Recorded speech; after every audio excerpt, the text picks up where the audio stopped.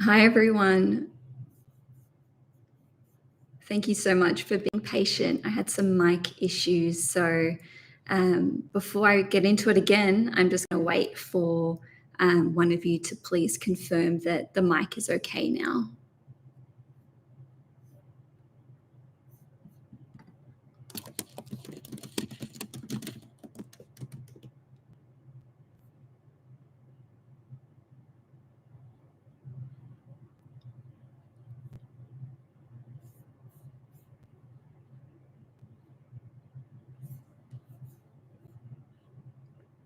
Oh, hi, Daniel. Okay, great. I'm glad to hear that. All right, perfect. Let's get into it. Thank you again for your patience. Um, let's start over. Okay, so I'm going to be covering the May 2024 horoscopes for all 12 signs. This is a huge mover and shaker month. Before I go over the general information in the intro, just to introduce myself, my name is Cailin. I'm a tropical astrologer, so we'll be doing Western astrology using the whole sign system for this horoscope. Now, I'm going to be covering the conjunctions that we're having in May, which are all occurring in Taurus. So these are 5 new conjunctions, and I'll be looking at it in a more holistic overview sort of sense. So there'll be a major focus on these conjunctions and these new chapters that are starting in the sign of Taurus. And I'm also going to be focusing on Jupiter changing signs. So Jupiter will be entering Gemini for the first time in 11 years. No matter what sign you are, this is going to have an impact on you. So you can watch your horoscope for your ascendant, sun, and moon sign. The ascendant sign, generally speaking, is the most accurate overall. The sun sign horoscope will tell you about your career, your life goals, and your big dreams, as well as your life calling. Whereas the moon sign horoscope will tell you about your emotional well-being, as well as your family, relationships, and property and living circumstances. So you can absolutely derive, let's say, important information from watching all 3 signs. So without further ado, let's get into it. I'm going to start off with Aries in saying that any assistance you guys can provide with the timestamps in the live chat will be very much appreciated, and I will endeavor to put those up as soon as possible. Also, captions will be available 24 to 48 hours after this live stream has aired. Okay, so looking at Aries risings, sun, and moons. First and foremost, we've got your second house in Taurus being activated by all these conjunctions occurring in Taurus. And then we're going to have Jupiter transiting Gemini in your third house. So this is a new 1-year cycle that is starting for you, Aries. So the second house relates to finances, resources, possessions, our valuables, anything that we consider to be of value. So this entails what our personal values are. It also rules over beauty. It rules over the face, especially the lower half of the face. So it rules over teeth too, and diet, food, cooking. And it's a really, really creative sign and house. Okay, so the second house and the fifth house are very much connected to creativity. So as an Aries rising, you are going to experience a new moon in Taurus on the 8th of May. On the 13th, there will be a Sun-Uranus conjunction at 23 degrees. On the 18th of May, Venus will form a conjunction at 23 degrees Taurus. On the 18th or 19th of May, depending where you live in the world, the Sun will conjunct Jupiter at 28 degrees Taurus. And on the 23rd of May, we have a full moon in Sagittarius in your 9th house. And it will be opposing the Venus-Jupiter conjunction at 29 degrees Taurus. So I'm only going to mention these dates once per sign. You can refer to the I'm going to add, no, I've already added it. You can refer to the description box where I have all the transits and all the dates listed if you need to go back and have a look at that for reference. So with having a new moon plus 5 new cycles starting in your second house, this is actually activating multiple different houses for you because the sun rules Leo. We've got Venus ruling Taurus and Libra. Anyway, I'm not going to go through all of the house rulerships necessarily, but just know that this collection of conjunctions in your second house indicates that you may be focusing on new ways of making money. There may be things that you need to invest in or want to invest in. You could be spending big, especially with the Sun-Jupiter conjunction in your second house. With this conjunction, all of these conjunctions actually only happen once a year. So to have all of them occur between the 13th and the 31st of May is enormous. There will, without a shadow of a doubt, be huge changes occurring when it comes to your finances, your resources, what you're spending money on, your attitude to savings and finances. You may be buying big, spending big. There could very well be cause for you to spend money unexpectedly, but this can also indicate windfalls of abundance. There may be a large lump sum of money coming in during May, and also money going out, okay? And I say this because Venus is conjuncting Uranus, but it's also going to conjunct Jupiter. So there can be huge changes in your value system when it comes to not just finances and resources, but what you want to spend money on. Maybe you are doing a huge decluttering, you're clearing out storage, you're making way for something new. Some of you may be investing in let's say getting work done on your teeth. Now, this could be for aesthetic purposes. Maybe you're getting them whitened, straightened, or even veneers. But for others of you, it may be that you are required to have some kind of, I'm just going to fix this. I'm only going to do this once or twice. If it happens again, it's coming down.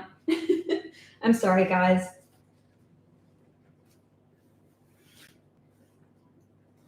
Thanks for your patience.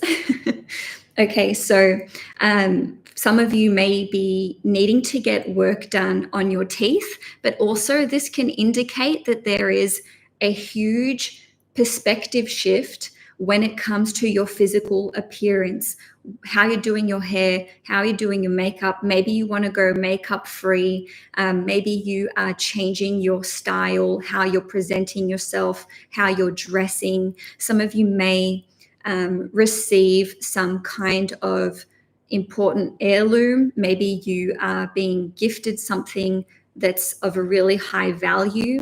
There's so many different ways that this can play out. The second house is actually also associated with the second marriage. So some of you may be getting married for the second time, or some of you may be choosing to end your second marriage around this time. In any case, as I mentioned at the beginning, the second house is all about finances and resources.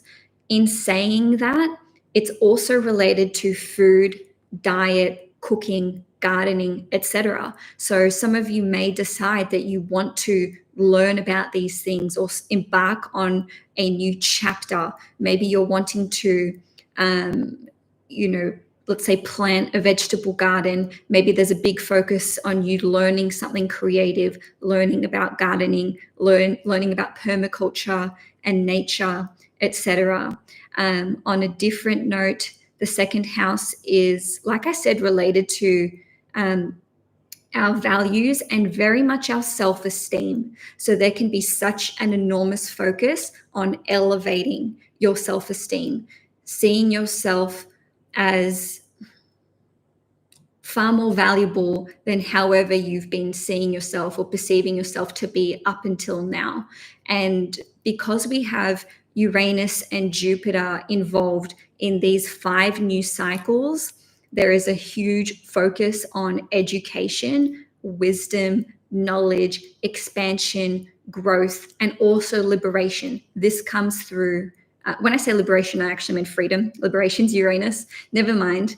But this can be about spending the next year in particular working on becoming financially liberated, financially free, maybe going off grid, not dependent on the system anymore, not dependent on receiving money or assistance or financial support from another person. And that doesn't just need to be financial, that can be any kind of resource. Okay, so there's a steep learning curve that you are undergoing when it comes to these second house themes. Now, while Jupiter rules over wisdom, knowledge, expansion, adventure, travel, freedom, etc., Uranus rules over sudden awakenings. It is considered to be the higher octave of Mercury. So Uranus actually is a learning planet, as is Jupiter. And it's all about liberation, rebellion, independence, as well as going to extremes. Both Uranus and Jupiter go to extremes in their own way. Okay, so we're not doing this, guys. We're not doing this. I'm not gonna be dealing with this for the whole day. Just bear with me. I'm a perfectionist. Obviously, this wasn't done perfectly enough, but okay. As I was saying, Jupiter and Uranus go to extremes. So in some way, and they're both associated with learning. So in some way, there is an extreme and steep learning curve and this desire to go all in with something, like as soon as the inspiration strikes. Okay, neither Jupiter nor Uranus are about patience. They're not about waiting. They're about going all in.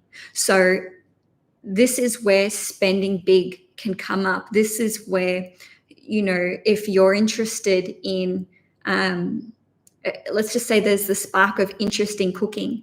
All of a sudden, you're going to classes, you're doing a several-month course with a chef, you're renovating your kitchen or whatever. Obviously, it's going to depend on what your finances permit for you in your situation. But again, such a big focus of this is on finances. So it could be like, okay, I'm going to invest in this, or I'm going to invest all of my mental power in learning about this so that I can become financially free and financially independent. Okay, so again, if you want to know those dates, please check the description box below. But in a nutshell, this is all taking place between the 13th and the 31st in terms of the conjunctions, and just a special focus on the full moon on the 23rd. So this is in Sagittarius at 2 degrees in your 9th house, and it opposes the Venus-Jupiter conjunction, which is at 29 degrees Taurus. This can indicate this activation to your 9th house. So this could be having an epiphany, some kind of download, finishing a course, having some kind of spiritual, religious, or political realization or shift in perspective. The 9th house is also to do with coaches of all kinds, our faith, our big goals and dreams for the future. So there is something that's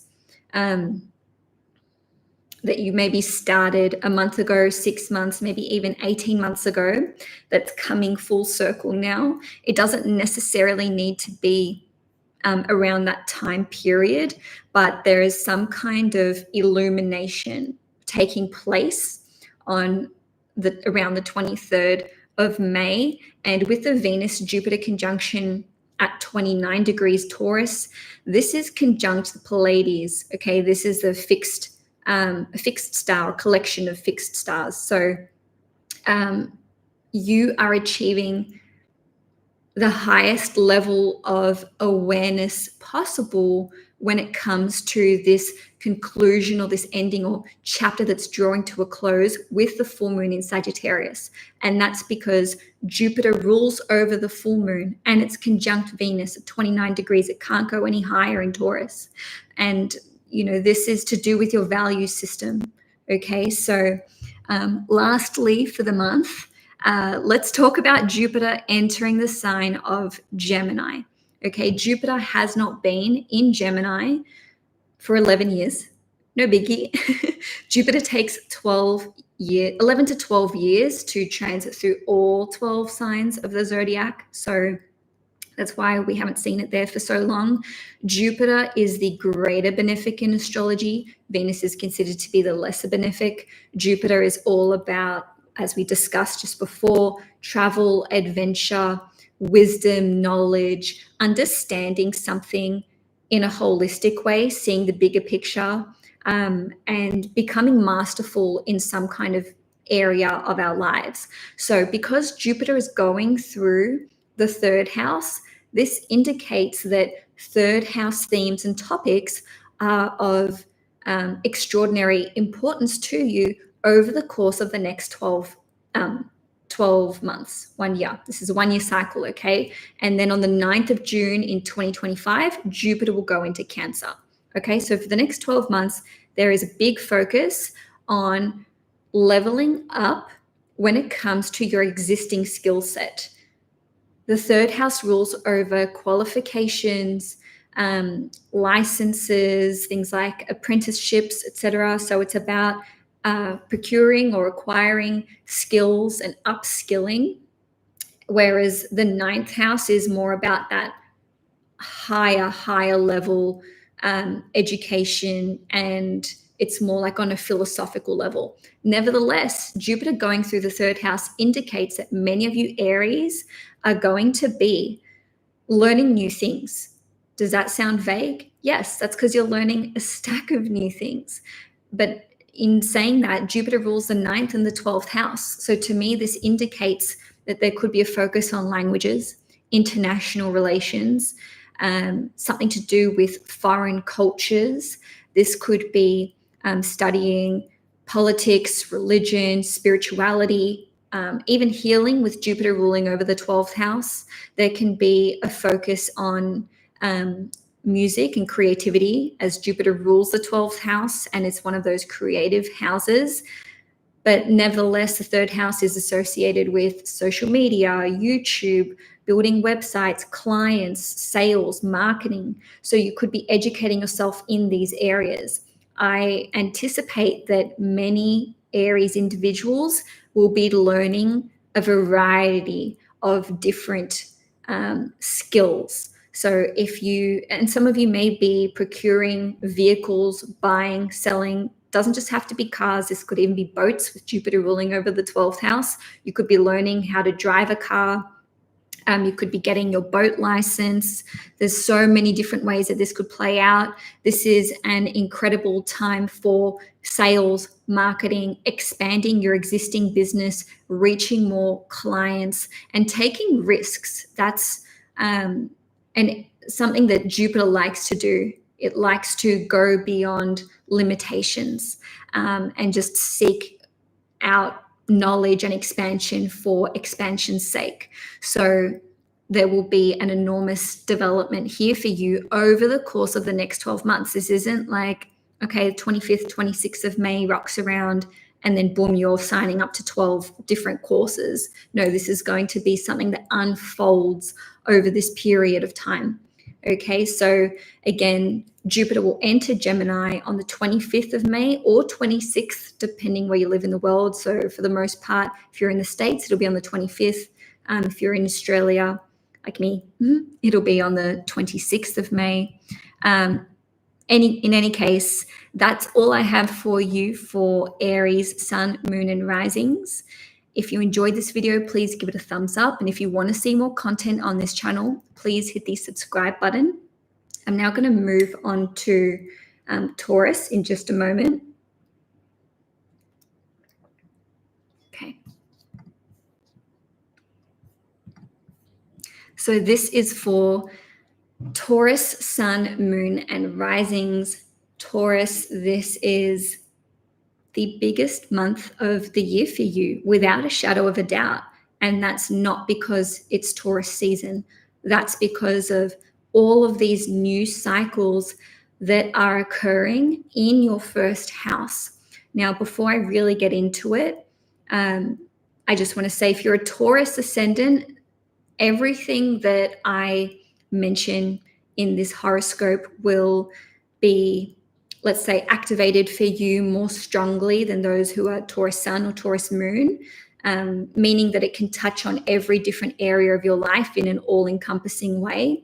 If you're a Taurus moon, these shifts and changes are more likely to play out for you when it on the level, on an emotional level, I mean to say, as well as with respect to your relationships of all kinds, whether this is with your family, because the moon rules over family, your romantic relationship, and even your friendships as well, because the moon is a relationship-oriented planet. In saying that, the moon also rules over property and real estate, as well as our ancestry and lineage. So this can be where that focus is for you. Even if you're not a Taurus rising, this is still such a huge month, okay? This is still going to be the most memorable month of the year for you, guaranteed.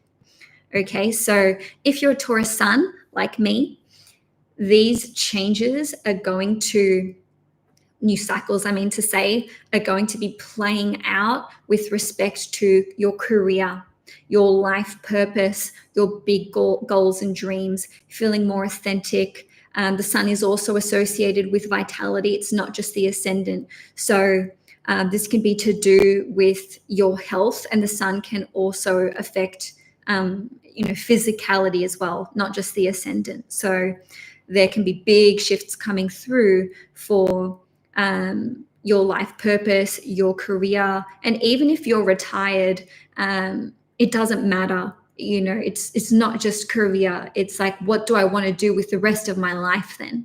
Okay, so I'm just going to go through those dates once, and if you need to refer back to them, you can check the transits and dates in the description box below. So we've got the new moon in Taurus at 18 degrees on the 8th of May. Then the first conjunction occurs on the 13th of May. This is Sun conjunct Uranus at 23 degrees. And then on the 18th of May, we'll have Venus conjunct Uranus, also at 23 degrees, which I might add is the Aquarius Uranian degree in and of itself. On the 18th or 19th of May, depending where you live in the world, we're going to have the Sun-Jupiter conjunction in Taurus at 28 degrees. By far and large, this is the most auspicious conjunction. This is the big one, okay? So then on the 23rd of May, we will have the Venus-Jupiter conjunction. So we've got the two most benefic planets, which are associated with wealth, abundance, and healing. Well, Jupiter's more healing, coming together, excuse me, in a conjunction at 29 degrees in Taurus. So again, that's on the 23rd of May. And just a few hours later, we've got that full moon in Sagittarius in your 8th house at 2 degrees opposing Venus and Jupiter. And then lastly, on the 31st of May, we'll have Mercury conjunct Uranus at 24 degrees. Okay, so we've got 5 new cycles. I don't want you to focus too much on the dates because they're almost not important, in the sense that these conjunctions span from the 13th to the 31st. So, this whole time period, and even in the weeks and months to follow, you're going to be implementing these changes, feeling these changes, feeling the shifts in your body, feeling the impetus and the desire to move your life in a number of different directions. And as a fellow Taurian, I know how stubborn we can get. I know how stuck in our ways we can get. Taurus is the most stubborn sign. It's the most fixed sign. It takes the most to move, okay, the most to motivate it to move. So when a Taurus changes direction, and this can be where they're living, their relationships, friendships, and career, or just big life goals and changes, when a Taurus changes in any of those departments or anything else you would consider to be a big, even health as well, when they're deciding to, get fit and healthy if they're not already, so much has built up to that point because they don't do anything slowly. So if a Taurus suddenly changes direction, it's because they have felt enormous pressure to do so for a long time, and it's building up and it's building up and it's building up. So I have no doubt that we're going to be shocking a lot of people. Family and friends are going to be like, what the hell is going on with you? What's happened to you? It seems overnight because it involves Uranus. It seems extreme because it involves Jupiter and Uranus, but it's not really. It's just we've gotten to a point where we can no longer go in that direction because it's untenable. It's not feasible. We've just discovered a new way, a better way. Okay, so and, it really entails all of those aforementioned areas. We are going to be focused on health, physical appearance, how we present, how we carry ourselves. Like for me as a Taurus, I want to focus on posture. This is something I've mentioned in a previous reading, and it's come up for me, like literally how one carries oneself, how they speak, how their voice sounds. This is for all of you. Okay, Taurus rules over the throat. It rules over the throat chakra. This is why typically speaking, the most gifted singers with these raw natural talents are Taurians. Look at Adele, just as, a primary example. But then Taurus is also associated with gardening, cooking, music, the five senses, beauty. We've got lots of, let's say, people who are makeup artists, hairstylists, fashion designers, jewelry designers, perfume. What's the word for perfume? Perfume creators. This is the Taurus domain. Okay, so there's the aesthetic side of making things beautiful, and then there's the hands-on side, getting your hands in the soil, making things with your hands, pottery, crochet, whatever. So Taurians are really going to finally feel courageous enough to, pun intended, take the bull by the horns and enact this change, which has been in order. This has been in the making for some years. Okay, so since Uranus entered Taurus, which I should have looked up the year before, it was either 2017 or 2018. I'm inclined to say 18, but nevertheless, we've just been ramping up to these big changes. So with these conjunctions taking place in the first house, and Venus conjunct Uranus and Venus conjunct Jupiter, this is the planet that rules Taurus. Okay, so whenever your planet is involved in let's say the major aspects, especially conjunctions, you have a hand in this. This affects you so personally. And, this doubles down on the fact that it's happening in your first house.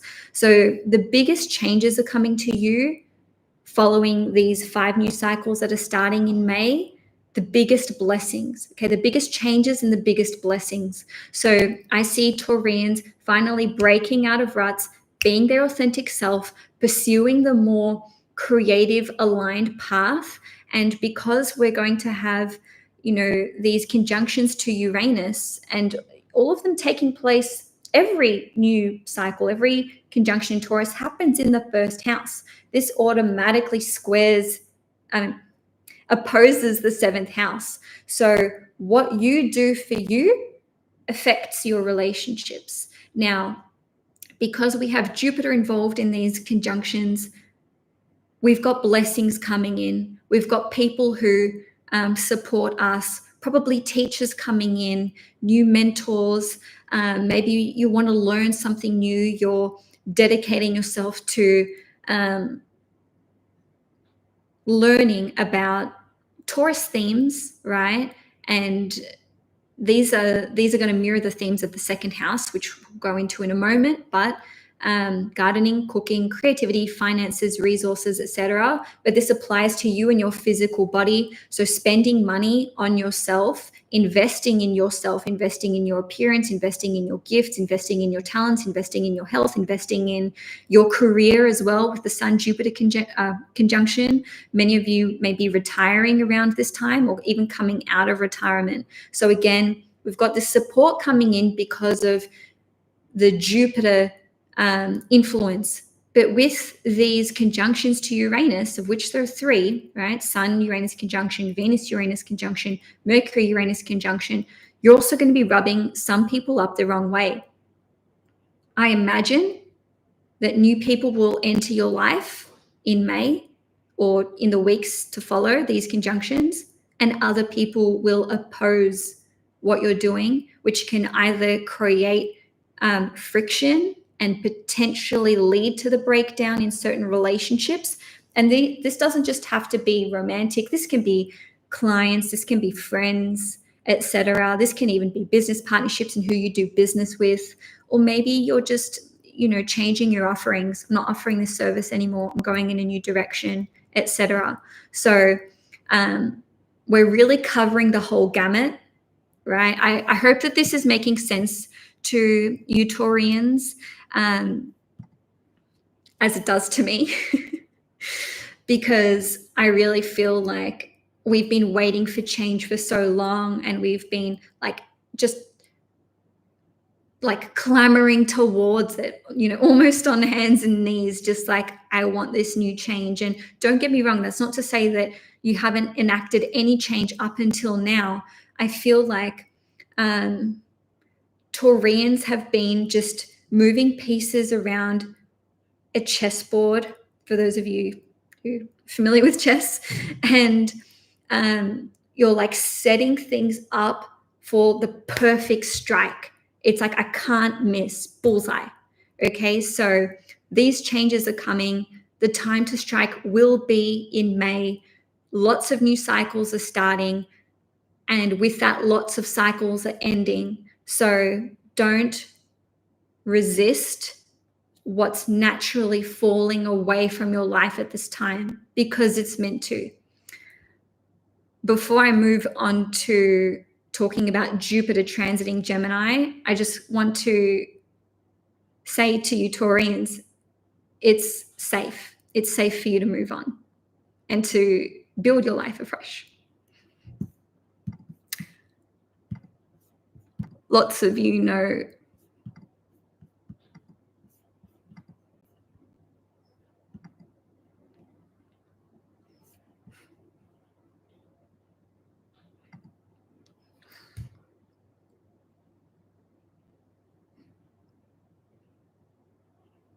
I'm going to be really vulnerable here.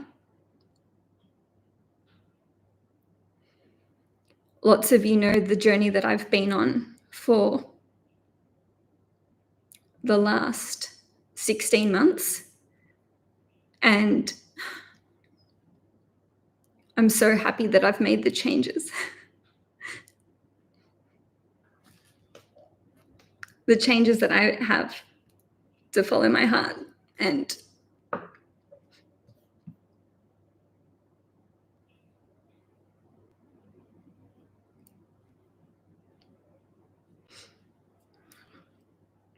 thank you for being patient with me.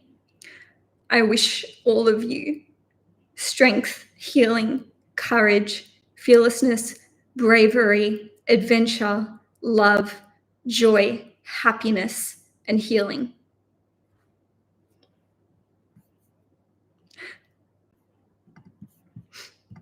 Thank you, guys. All right, Jupiter and Gemini. Let's switch gears. I'm a Gemini rising. Jupiter is going to enter the sign of Gemini for the first time in 11 years on the 25th or the 26th of May, depending where you live in the world. So if you're in the States, this will be on the 25th. If you are in Australia, like myself, this will be on the 26th. This is a new 1-year cycle for us Taurians. Okay, so Jupiter is finishing up with blessing us towards the end of May. And sometimes it takes the whole 12 months to actually be able to look back and go, okay, this is what I achieved. This was the blessing and the healing that I wanted and that I needed. With Jupiter entering your second house, now, again, Taurian themes are being activated because the second house is associated with Taurus. So this indicates an increase in finances, an increase in resources, investing in new resources. Okay, so there may be some big purchases while Jupiter goes through your second house.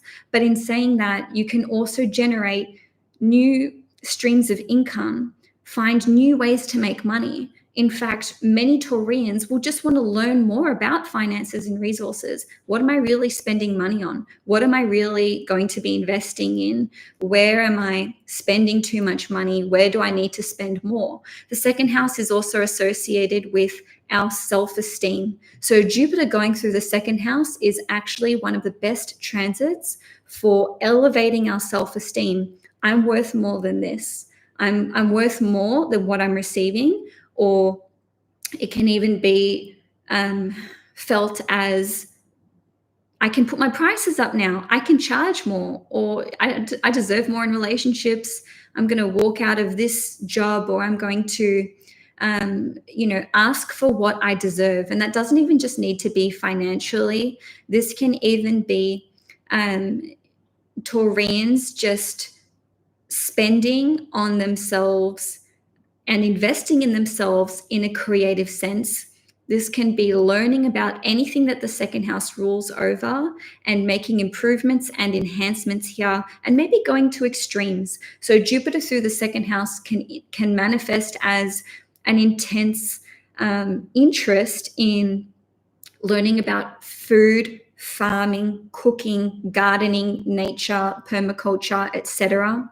And so you may be going on a deep dive into these areas. There may be a steep learning curve which occurs. Jupiter in the second house can indicate wanting to cook foods from different cultures. This can also indicate wanting to, or actually not just wanting to, but healing what the second house rules over. Jupiter rules over the throat. It rules over the face, especially the lower half of the face, and it rules over the teeth.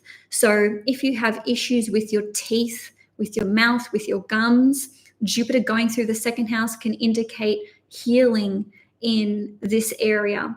If you have issues with your thyroid, if you have issues with your esophagus, or anything to do with like your voice box, or anything to do with your throat, immense healing can come through here as well. I will note that sometimes Jupiter will exacerbate something so that we draw our attention here. Okay, so with the second house ruling over diet, this includes intolerances. So, if you have a gluten intolerance or a lactose, or if you're lactose intolerant, or you have certain allergies, by the way, I'm not putting out any kind of health advice here. Jupiter going through the second house may exacerbate this so that you focus on healing it and then become free from it. All right. So in a nutshell, Jupiter through the second house indicates this new 1 year, 12-month cycle where it's a focus on finances, resources, diet, possessions, valuables, resources, self-worth, and anything that you value. It's very much related to self-love. Okay, so Taurus, it's such a huge month for you. If you enjoyed this video, please give it a thumbs up. If you want to see more on this channel, please subscribe. I'm now going to move on to the sign of Gemini. Okay. And let's see. Okay, so this is for Gemini, Sun, Moon, and risings. I'm a Gemini rising myself, so I'm super, super excited for Jupiter through Gemini, but I am going to talk about that after I go through the Taurus cycles and the activations to Taurus. So Your 12th house is activated this month. Your first house is activated as well. And these, in total, we're looking at 6 new cycles, all about 1 year each. So the 12th house and the first house, there's so much change coming through. All right, so for Gemini, sun, moon, and risings, on the 8th of May, we've got a new moon in Taurus. On the 13th of May, we've got sun conjunct Uranus in Taurus at 23 degrees. The new moon's at 18 degrees. On the 18th, Venus conjunct Uranus at 23 degrees. On the 18th or 19th, sun conjunct Jupiter at 28 degrees Taurus. On the 23rd, Venus conjunct Jupiter at 29 degrees Taurus, and this coincides with the full moon in Sagittarius at 2 degrees in your 7th house. And on the 31st of May, we've got Mercury conjunct Uranus at 24 degrees. I'm only going to go through those dates once. You can refer to them in the description box below for reference. So with so many conjunctions happening in the 12th house, we really need to look at what the 12th house rules over. It's so connected to healing. It's connected to intuition. It's connected to creativity, inspiration, our dreams, our fantasies, as well as what we do that is self-sabotaging in nature. So this is very much like our subconscious belief systems, our subconscious behaviors, not just belief systems. And it's a very emotional house. It is associated with going inwards and healing, as well as isolation. So until Jupiter enters Gemini, at one point or another, we're going to have Sun, Moon, Venus, Uranus, Mercury, Jupiter, all in your 12th house. So this can indicate that this could be a very quote unquote antisocial time for you, but it's about just going within, healing before Jupiter enters Gemini at the end of the month. So there may be lots of emotional ups and downs. There may be a desire to learn new things in an intuitive way, in an esoteric sense. Some of you could be getting into music, acting, anything to do with healing, developing intuitive gifts, psychic gifts. The 12th house is related to hypnosis, past life incarnations and regressions, and the subtle, anything to do with subtle energy, anything to do with healing. Okay, so I think many Geminis are going to experience sudden downloads of information, sudden awakenings, spiritual awakenings, as well as, I dare say, overnight healing. Okay, because with Sun conjunct Uranus, Venus conjunct Uranus, and Mercury conjunct Uranus, you know, Uranus is about liberation. It's the higher octave of Mercury. Okay, so it can indicate this letting go, which is instantaneous and even spontaneous. And this may be prefaced by a very low point, a depressive point, feeling like you've reached rock bottom emotionally in some instances, only to just rise like a phoenix from the ashes. Okay, so spontaneous, sudden awakenings and healings, and freedom from addictions and self-sabotaging behavior is absolutely possible, as well as a sudden self-awareness, the likes of which you've never experienced before. So this can indicate that you are connecting to your deeper self, the unconscious parts of yourself. Some of you may have prophetic dreams, premonitions, clairvoyant visions, the activation of intuitive and psychic abilities, and even mediumistic abilities, which may have laid dormant either up until some time this month, or in May, let's say, or even, since you were a child, or maybe these have been intuitive gifts that you haven't looked at or touched because you've been, too scared. The 12th house is one of the houses that's associated with addiction, as well as self-medication, fears, and, let's say, repressed emotions. So in terms of how it's going to play out for you, it depends how connected you are to your spirit, to your higher self, to spirit, or God, or whatever your perception or take on a divine being is. Not that you have to have one, but again, however far along you are with connecting to these more subtle realms and energies, and however connected you are to your emotions, this how this month plays out is going to really be on, what am I trying to say? It's going to be on a scale, right? And I don't want to say how healed you are, but how focused you are on letting things go, how focused you have been on, liberating yourself from negative behaviors, emotions, people, entities, etc.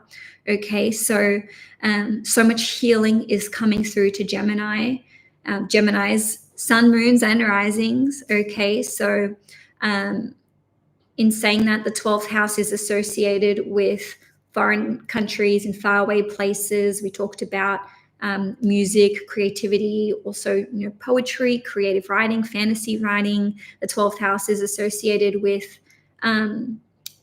the hotel industry, pharmaceuticals, medications, hospitals, etc. So, if you work in any of those areas, as well as, photography, acting, anything to do with healing, then this can be taking that in a new direction, or developing a new dynamic to these skills or to your career or business. A lot of you may see it more as like a true calling or a life purpose, rather than putting words on it like, oh, it's my business or whatever. But I digress.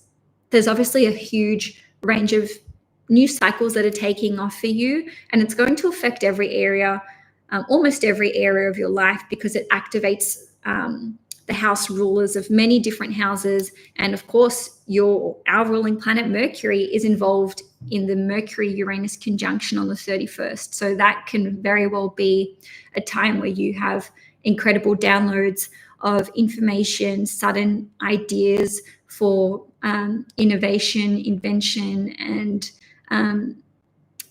moving on though. Okay, so on the 25th or the 26th of May, depending where you live in the world, Jupiter is going to enter the sign of Gemini for the first time in 11 years. So this is a new 1-year cycle for Geminis.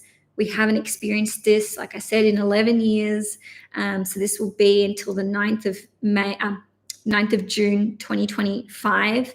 And Jupiter going through the first house is the biggest blessing that you can experience, because Jupiter is the greater benefic. It rules over healing, wealth, prosperity, abundance, wisdom, adventure, travel, our belief systems, our faith, our sense of faith as well. So Jupiter going through the first house can indicate that there are travel opportunities. So many Geminis are going to be wanting to broaden their horizons. This is a great time for great year, 12-month period, for travel, for relocation, for education, for learning new things, for maybe even starting a master's program or PhD, or you may decide to step into the role of mentor, teacher, coach, maybe developing your own courses or content, let's say educational content. There is a big blessing that comes through to your health, your physicality, your vitality. So this can be increased energy levels, improvements on your health, also focus on healing. Now, Jupiter going through a sign for 12 months does not mean that the second, or the Jupiter enters that sign, or even a week or a month later that boom, we're healed. No, there's a whole retrograde period of 5 months. So there's like this integration period which is taking place. And if I recall correctly, Jupiter will station retrograde at 21 degrees, which is the Jupiter Sagittarius degree, sometime in October. I digress. The point is that it's a steep learning curve. It's a journey. Jupiter rules over journeys. It's an adventure. It's about expanding and broadening your horizons. This can also indicate taking a relationship in a new direction or to a different level. Okay, so Jupiter rules your 7th house, which is Sagittarius, and it's transiting the 1st house. So it's activating that first 7th house axis in 2 ways. Okay, and basically, for some of you, this can be the time where you meet someone new, meet the love of your life, get into a relationship. If you're already in a relationship, this can indicate maybe getting engaged, getting married, or a deep healing experience can occur for the both of you. For others of you, this will indicate liberation, or let's say freedom from a relationship. Okay, so getting out of a relationship. I myself am going to have my divorce become official only after Jupiter has entered Gemini. But in saying that, I'm in a new relationship which occurred when Jupiter, or while Jupiter was in Taurus, which is also one of my signs. So you can see how Jupiter going through your sign can activate the changing of relationship dynamics on every conceivable level. Now, maybe some of you will be like, oh, that means anything can happen, and blah, blah, blah, blah, blah. No, it doesn't. It means that your relationships won't remain the same. If you're in a relationship, it will not remain the same. It'll either improve or, it'll go potentially the other way. If it does go the other way, I strongly believe that will be at your behest. That will be your decision, not your partner's. Not your partner bringing that decision to you. But by far and large, this is an overwhelmingly positive transit. This is what people wait 11 to 12 years for. Oh, I can't wait for Jupiter to go through my sign and da, da, da, da, da.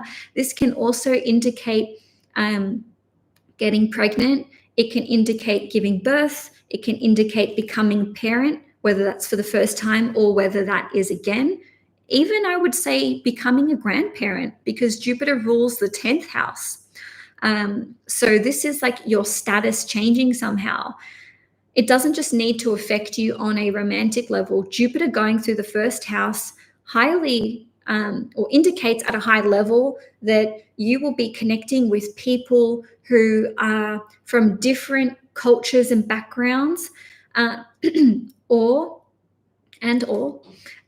people who share the same spiritual, religious, and or political beliefs as you. This can indicate, like I said, you becoming a teacher, but this can also indicate that you and your partner want to learn something together. You want to embark on a journey together, maybe even start a business together, because Jupiter rules the 7th and the 10th house for you. Okay, so there's so much to look forward to, Gemini. There's so much to look forward to. I have no doubt that this 12-month period will be one of the biggest for you when it comes to learning. And that's about anything and everything. Okay, so anything that you want to learn, anything that you're passionate about, Jupiter through the 12th house, the 1st house, indicates that you can learn quickly, absorb information quickly, and read a bunch of books.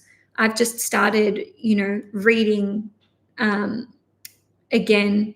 I've got my Kindle. Just in the last few months, as Jupiter gets closer to my sun. Okay, so there's just such potential for healing, learning, travel, and improvement to relationships, as well as, oh my God, I nearly finished the reading without touching on this.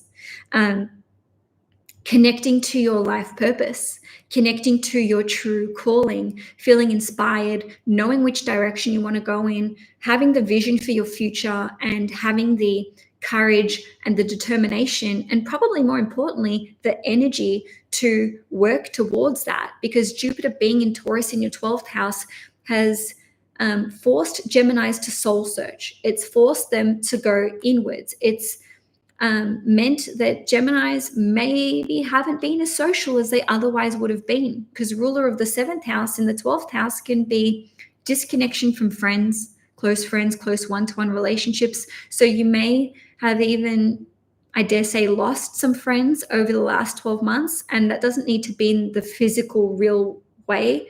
But, possibly, but it could just be a social disconnection. And now Jupiter going through your 1st house, especially when it crosses your ascendant. Okay. So if you're 22 to 29 degrees Gemini, this is going to happen in 2025, like you feeling the full,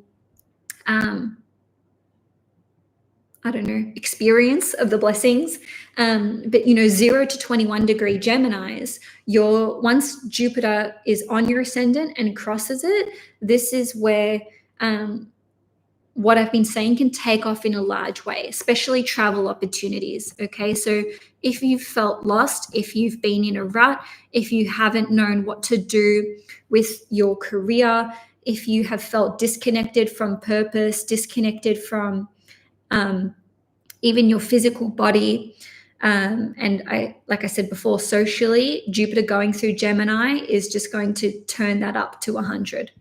Okay, so that's all I have for you, Gemini, Sun, Moon, and Risings. I hope that you enjoyed this horoscope. If you did, please give the video a thumbs up, and feel free to subscribe if you want to see more on this channel. I'm going to move on to Cancer in just a moment. Okay, so Cancer, Sun, Moon, and Risings. The houses that are activated for you for May, these 6 new cycles that are starting, are in the 11th house in Taurus. So 5 cycles starting there, and Jupiter going through Gemini in your 12th house towards the end of the month.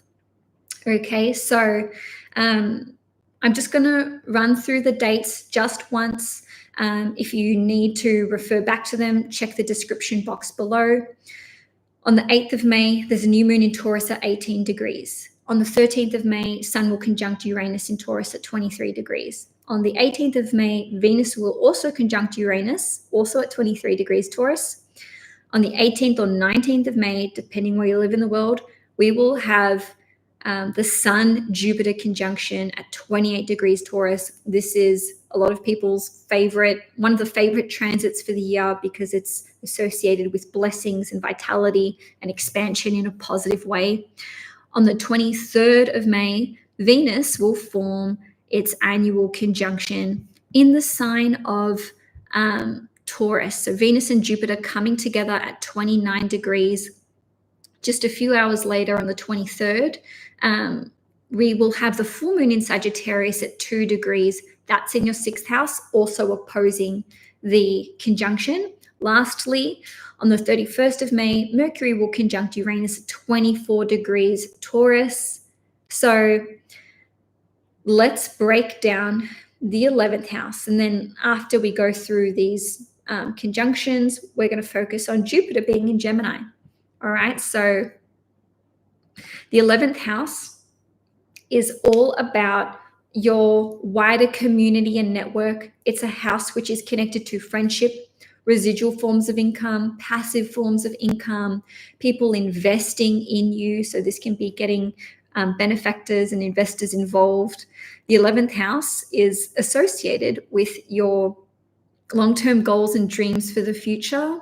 It is associated with long-term projects and also marketplaces, things, social media, anything that's trendy, anything that's going viral.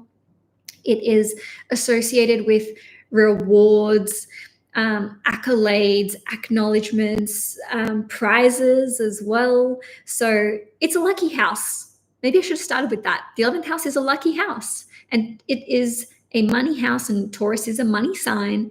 And we've got Uranus and Jupiter being involved in all of these, well, at least one or the other being involved in each of these conjunctions. So where does one even begin?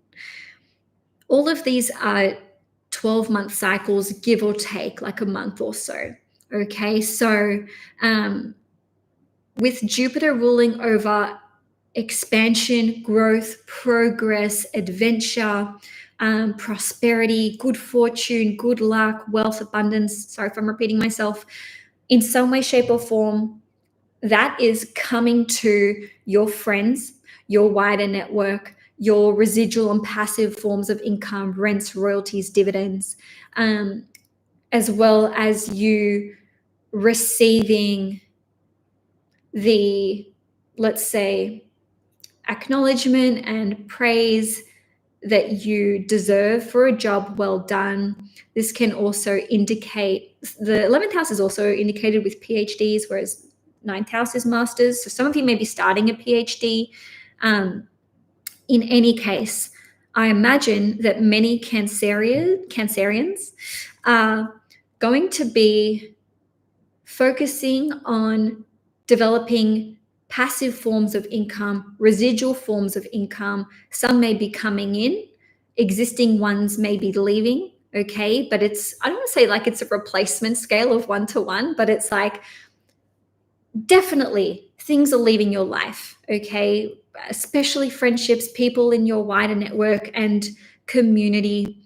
And this doesn't have to be in a negative sense. I think for many Cancerians, this is just like, I'm focusing in a new area of my life. I want to focus on different connections. I want to be in alignment with like-minded individuals, but ones whom I can grow from or learn from and grow with, and just be held in a beautiful, supportive way. The new moon at 18 degrees on the 8th of May kickstarts this, and the moon is your ruling planet. So even if you have no Taurus in your chart, this is still impacting you in such a big way.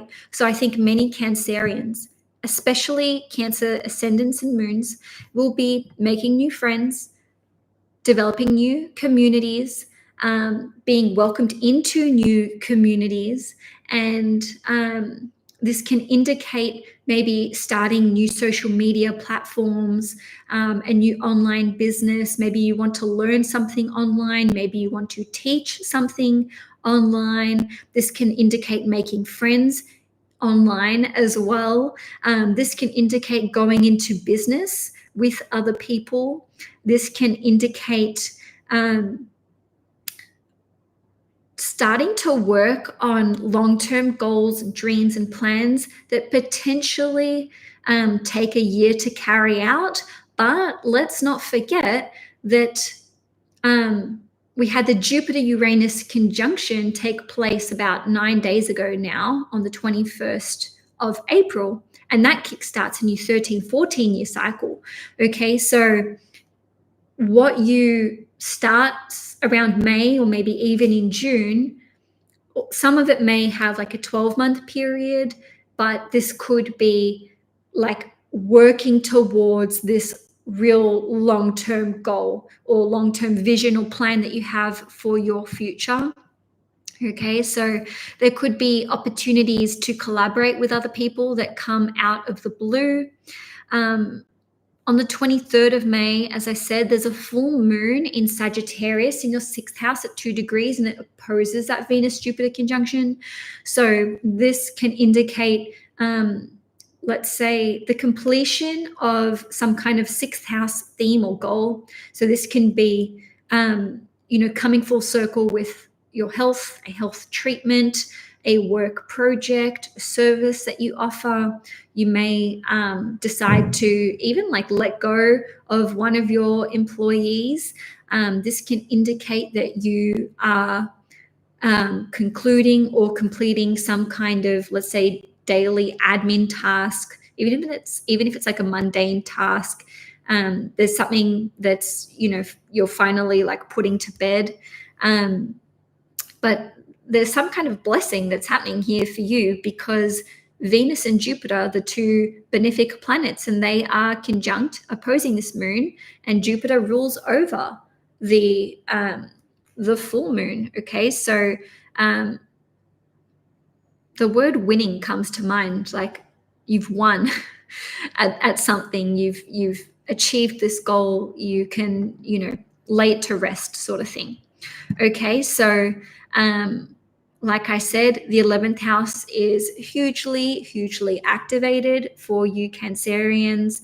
So if you've been struggling with your wider network, with your community, with friends, even older siblings as well, this indicates a new chapter that is starting. And for some of you, you could be at the helm of this new community. You could be at the center, meaning that you're starting it, you're forming some kind of circle. And maybe this is to do with the sharing and the exchange of produce, goods, possessions, valuables, because it's in the sign of Taurus. So maybe you're developing a social media page or some kind of app which is associated with finances, resources, maybe cryptocurrency, or something that you do could go viral or take off or reach a large or wide audience. So if you do have an online presence, this is a great time to launch something or to start something new. More so start something new, but it doesn't have to be entirely new. I hope that makes sense. Okay, Cancer. So now let us focus on Jupiter changing signs. So Jupiter is going to enter your 12th house for the first time in 11 years. So it will be transiting Gemini from, let's say, the 25th or 26th of May, depending where you live in the world, until the 9th of June in 2025, at which point it will enter your sign. So you don't have long to wait. In any case, Jupiter will bless whatever house it is transiting. Okay, so this could be related to a number of different things, but the 12th house is largely associated with our intuitive gifts and psychic abilities. So I know you Cancers are intuitive. You guys know you're intuitive. This can be the doubling down on these intuitive abilities and these psychic abilities. And you may decide that you want to take on some kind of formal training. Okay, so if you've always had clairvoyant abilities or mediumistic abilities, maybe you decide that you want to take a course or seek some kind of training or mentorship, especially because Jupiter rules your 9th house, which is Pisces.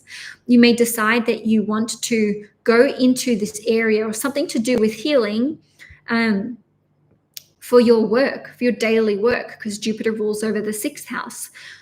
And it's going into the 12th house. Okay, so the 12th house is associated with compassion, healing, unconditional love, the collective unconscious, as well as charities and donations. So when Jupiter goes through the 12th house, we can really be letting go of things that no longer serve us. We can be more compassionate. We can get involved in charities. You may be inclined to donate items or donate your time. This can be a period, well, look, it's kind of juxtaposed by the conjunctions occurring in your 11th house. So on one hand, your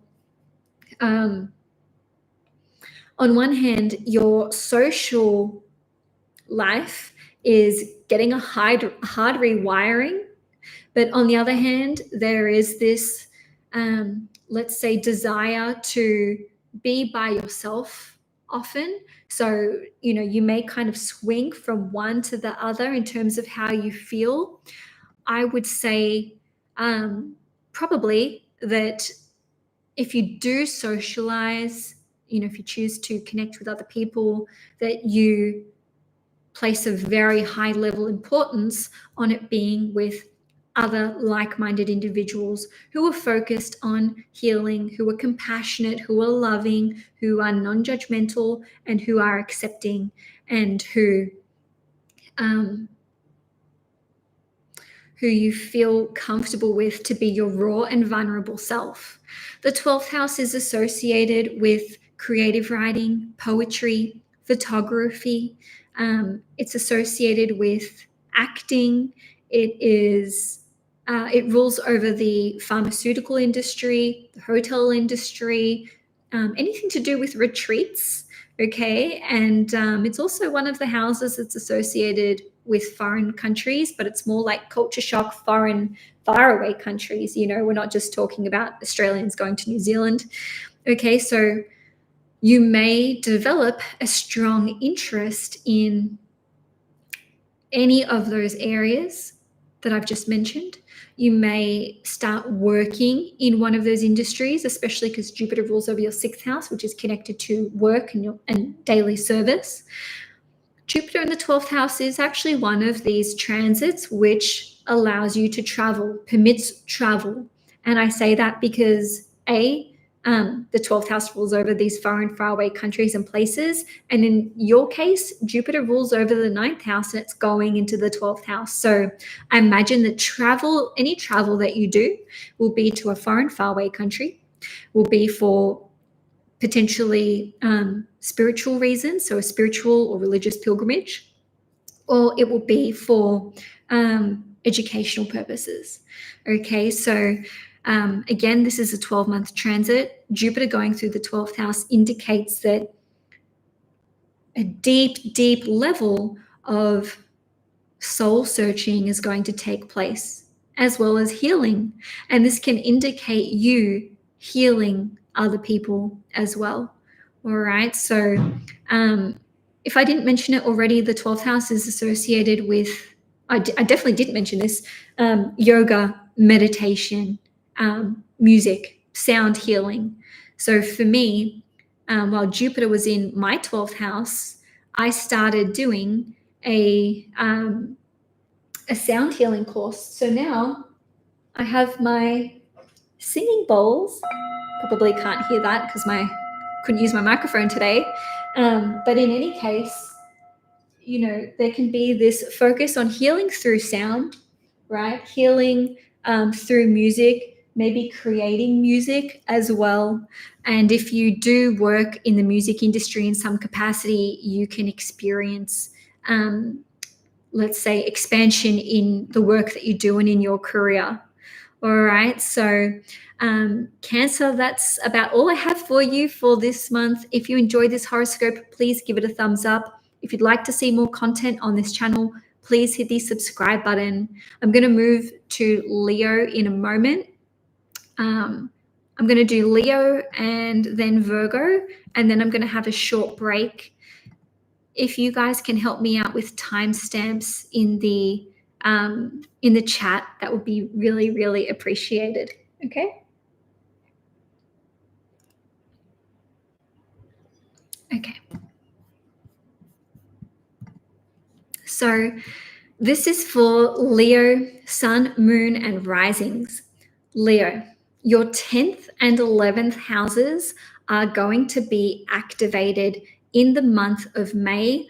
This isn't a 1-week thing or a 2-week thing. We have 6 new cycles that are starting, and each cycle is about 12 months long, 1 year long. Okay, so a lot of change is taking place. Just one moment.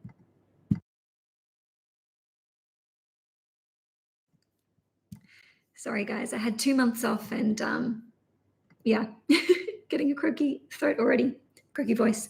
So Leo, first I want to start off with looking at these activations to your 10th house in the sign of Taurus. I'm only going to go through the dates once. Feel free to refer to the dates in the description box below if you need to for your reference. On the 8th of May, there's a new moon in Taurus at 18 degrees. On the 13th of May, the sun will conjunct Uranus at 23 degrees Taurus. On the 18th of May, Venus will conjunct Uranus at 23 degrees as well in Taurus. On the 18th or 19th of May, depending where you live in the world, the sun will form its annual conjunction with Jupiter at 28 degrees Taurus. Highlight that one because this is a really auspicious date, especially for Leos. I'll repeat that one. It's on the 18th or 19th of May, Sun conjunction Jupiter.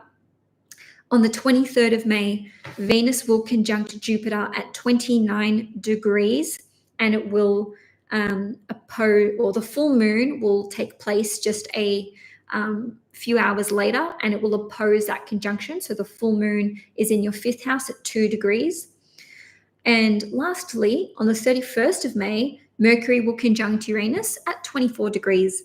And that's in the sign of Taurus as well, of course. So the reason why this is a huge month, or let's say new set of cycles taking place for Leo, is because the 10th house is the house which represents changes in status. It represents your career, the highest level of responsibility that you will undertake in your life. And activations and transits to the 10th house essentially act as a catalyst for huge changes when it comes to status. Now, what do I mean by status? I don't just mean, popularity. Actually, the 11th house is to do with popularity. The 10th house is not. But this can indicate what's happening with respect to your career, whether you're employed or not, whether you work for someone else or are self-employed, whether you work casual, full-time, or part-time. The 10th house also represents your relationship status. So for a person this is my belief, and this is based on my observations, having been an astrologer for several years and done many, many charts. For your relationship status to change, and that can be dating to official, official to engaged, moving in together, starting a family together, getting married, getting divorced, breaking up, the 10th house must be activated in some way. It doesn't mean a planet must transit that. It means that the ruler of the 10th house must be activated. So educational lesson aside, having these 5 new cycles take place in your 5th house indicates that on all those different fronts, changes can be taking place. This is a huge indicator for promotions, career changes, industry changes, type of work, or the capacity in which you work changing. This can also be an activation for becoming a parent, or extending your family somehow.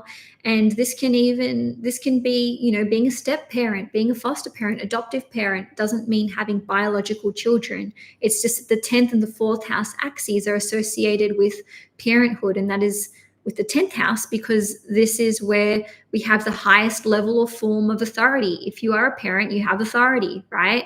And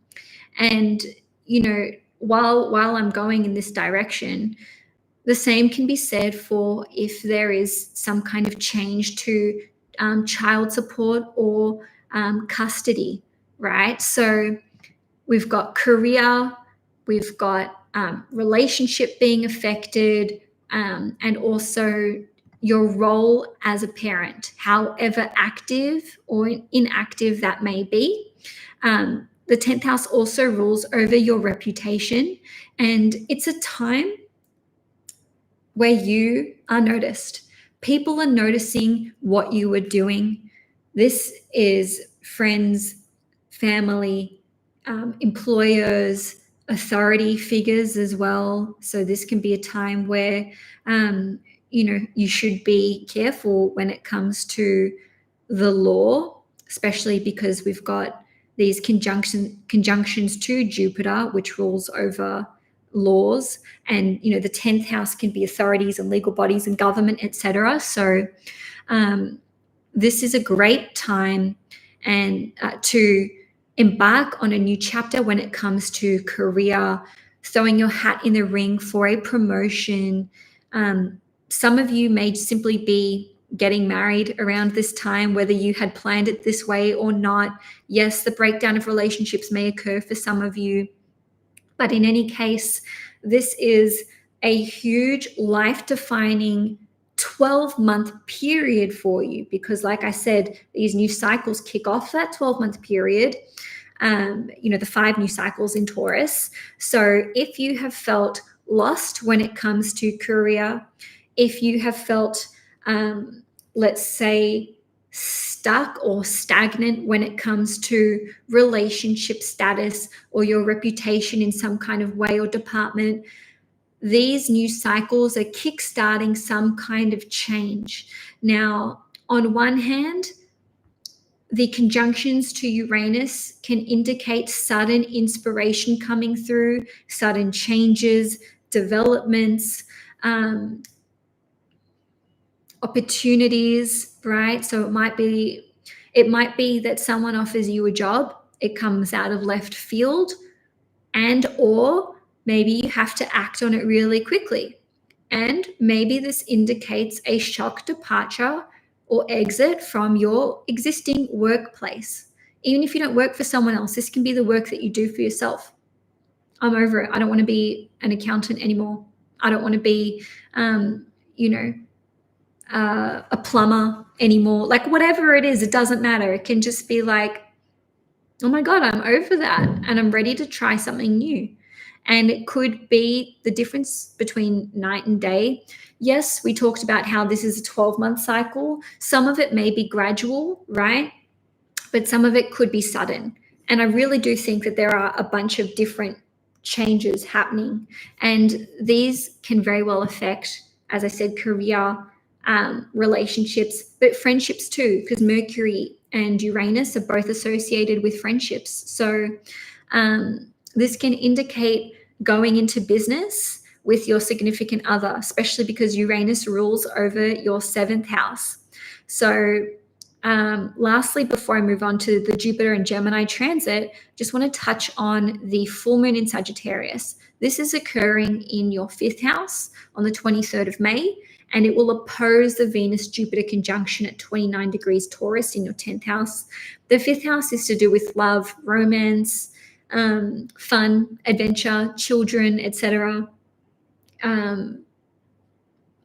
Creativity, owning your own business and whatnot. So the full moon can be something coming full circle, something being illuminated for you, the conclusion of something, or it reaching its peak. Okay, so this can be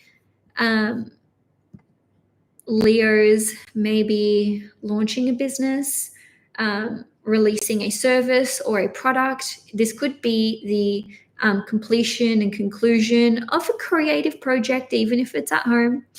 This can be you possibly having this change of relationship taking place around this time, especially because the 5th house is connected to love and romance and dating. So maybe you're taking a break from dating, entering a relationship, or even just going on a date, getting out there, jumping on a dating app, possibly. And this can also indicate a chapter coming to a close in the life of one of your children, which is significant in some way and seems to be associated with finances, resources, and or potentially self-worth. Okay, so now let's move on to Jupiter entering Gemini.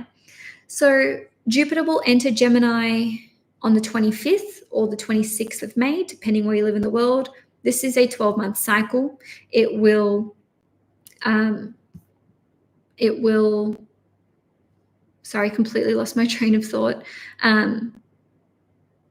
Move into Cancer on the 9th of June in 2025. You have not experienced this transit in about 11 years. So, no biggie. Just kidding. It is a biggie. And hey, the 11th house is a lucky house. It's associated with good luck, fortune. It's a money house. It's where we receive acknowledgement and praise and rewards. Not that it's all about that, but let's just say that, you complete a project, you launch a business, you develop something new, or even just do a good job at work, this can indicate the benefits that you receive from it's like your hard-earned work being rewarded in a way that you deserve. It's one of the social houses as well as money houses. So Jupiter going through the 11th house can mean more friends, expanding your network. Okay, so, if you only have a handful of friends, which is probably unlikely for Leo, this can see you making more friends, meeting new people, as well as having, let's say, opportunities that come through the people that you meet. So it's like, hey, this opportunity could have come through a client or a friend of a friend, etc. So this can absolutely indicate meeting people online as well. The 11th house is associated with our social media online presence, also like our fan base. So, this can indicate you potentially starting a new social media page, or if you already have an online presence, this can expand exponentially and reach a much wider audience. I mentioned it before, but the 11th house is money house. So this is about, this can represent residual forms of income, passive forms of income, our rents, royalties, dividends, etc. And so this can be the development of that. So developing new streams of residual or passive forms of income. But in saying that, the 11th house can also be benefactors. This can be someone investing in our talents and our gifts, especially because Jupiter rules your 5th house, which is creativity, and it rules your 8th house, which is mutual resources. So for some of you, someone could be investing in your long-term goals and dreams, or supporting you, coaching you, sharing helpful tips and advice. Or this could be you and another person combining your mutual resources to work on a long-term goal or project together. The 11th house is associated with inventions, innovations, as well as events, right? So you could be attending a lot of social events, just inventing something new. This can be a very creative and innovative time for you, especially when it comes to the themes of Gemini, which is associated with vehicles, transport, and even just the education system. So, educating oneself. So you could be doing a lot of learning online, or perhaps even teaching online. Okay, and lastly, because Jupiter is in your 11th house, it also opposes your 5th house, and that opposition can trigger the 5th house. So this can be a 12-month period where you are more creative, where you may be dating on the dating scene more. You can enter into a relationship, or you can be starting a family or expanding your family. If you have children, this can indicate that your child may be entering into a relationship, or there could be some kind of adventure that they're going on, or like a significant healing taking place, or freedom from a certain situation. Or maybe your child is actually, no, I'm going to leave it there. Okay, so Leo, if you enjoyed this horoscope, please give it a thumbs up. If you'd like to see more content on this channel, please hit the subscribe button. I'm going to move on to Virgo shortly, and then I'm going to take a little, maybe 10-minute break. Also, I feel like I'm making good time. Just commending myself on that, but we're not even halfway through, so we'll see. All right, so this is for Virgo, sun, moon, and risings. The two houses that are activated in a really big way for you in May are your 9th house in Taurus and your 10th house in Gemini.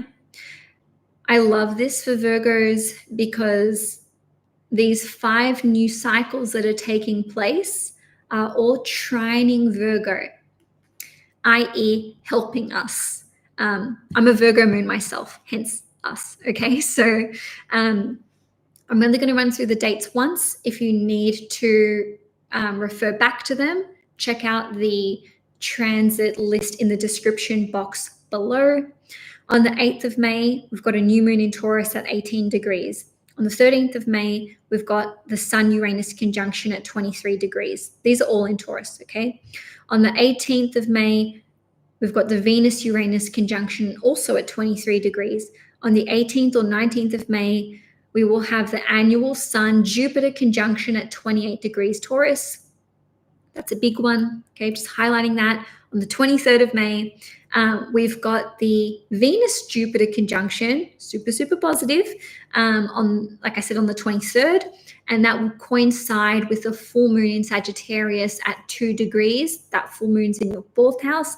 Lastly, we've got the Mercury-Uranus conjunction at 24 degrees Taurus. Mercury is our ruling planet, so anytime it's involved in aspects, especially conjunctions, well, it's significant. Okay, so in saying that, to have a new moon plus 5 new cycles all taking place in a 2-week period, I mean, that's significant in and of itself. It's, more than 2 weeks. I digress. The 9th house needs to be analyzed in order to understand what changes are taking place, what new cycles are occurring. The 9th house rules over higher forms or higher levels of education. Okay, this is not primary school. This isn't just, doing like a 6-week course. This is understanding something holistically and also in terms of the bigger picture. And it's a real deep, deep dive into learning and educating oneself. And that is, I suppose, why the 9th house is associated with our belief systems, because we've come to believe this through what we've understood at a broader level. Okay, so the 9th house isn't just about education, it's our belief systems, religious, spiritual, political, as well as how you even think that the world works. How did life come to be on earth? Do you believe in a higher faith or a god, goddesses? It doesn't matter what you call it. This is like your understanding of source energy.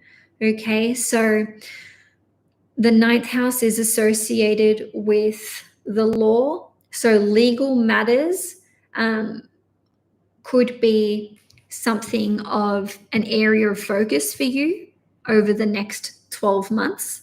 The 9th house is associated with international travel, foreign affairs. This can even indicate applying for visas or permanent residency. We'll get to that in a moment. The 9th house is also associated with teachers, mentors, coaches, etc. Whether this is you taking on or you being taught something and a teacher or a mentor or an educator coming into your life or a coach, or you stepping into that role, or both. Okay, so none of this is mutually exclusive. Maybe all of this is playing out for you in one way or another. It is my experience, the 9th house to me is also associated with interstate travel.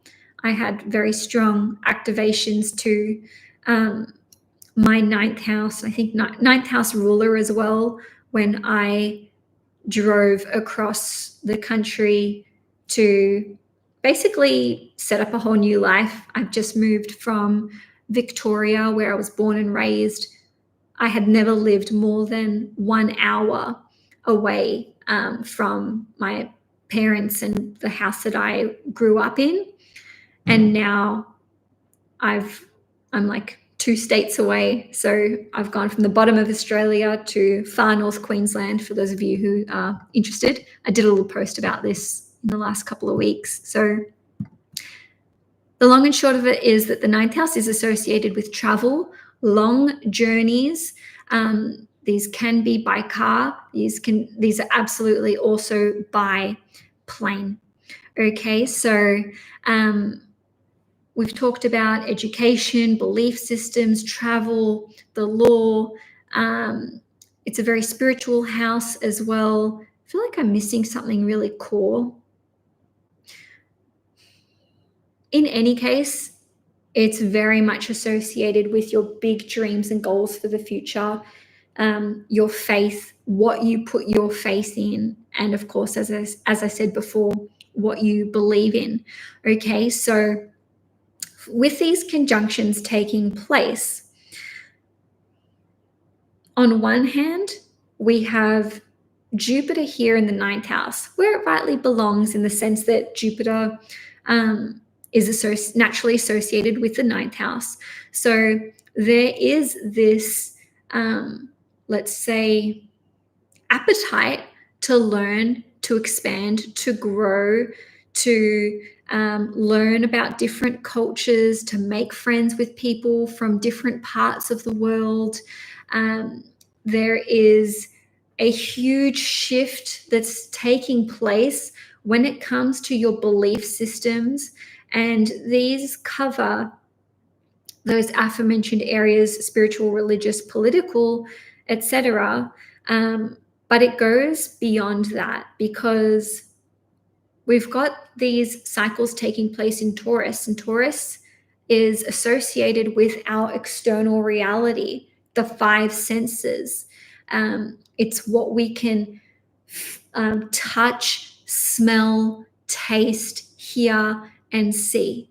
Okay, so somehow our beliefs, spiritual, religious, political, whatever, our big goals and dreams for the future, they're being crystallized by Virgo over the course of the next 12 months. And the seeds get planted in May. So this is like, if this is what I believe, if this is the vision that I see for my life, for my future, if this is what's in my heart of hearts, then I need to go after this. I need to make changes.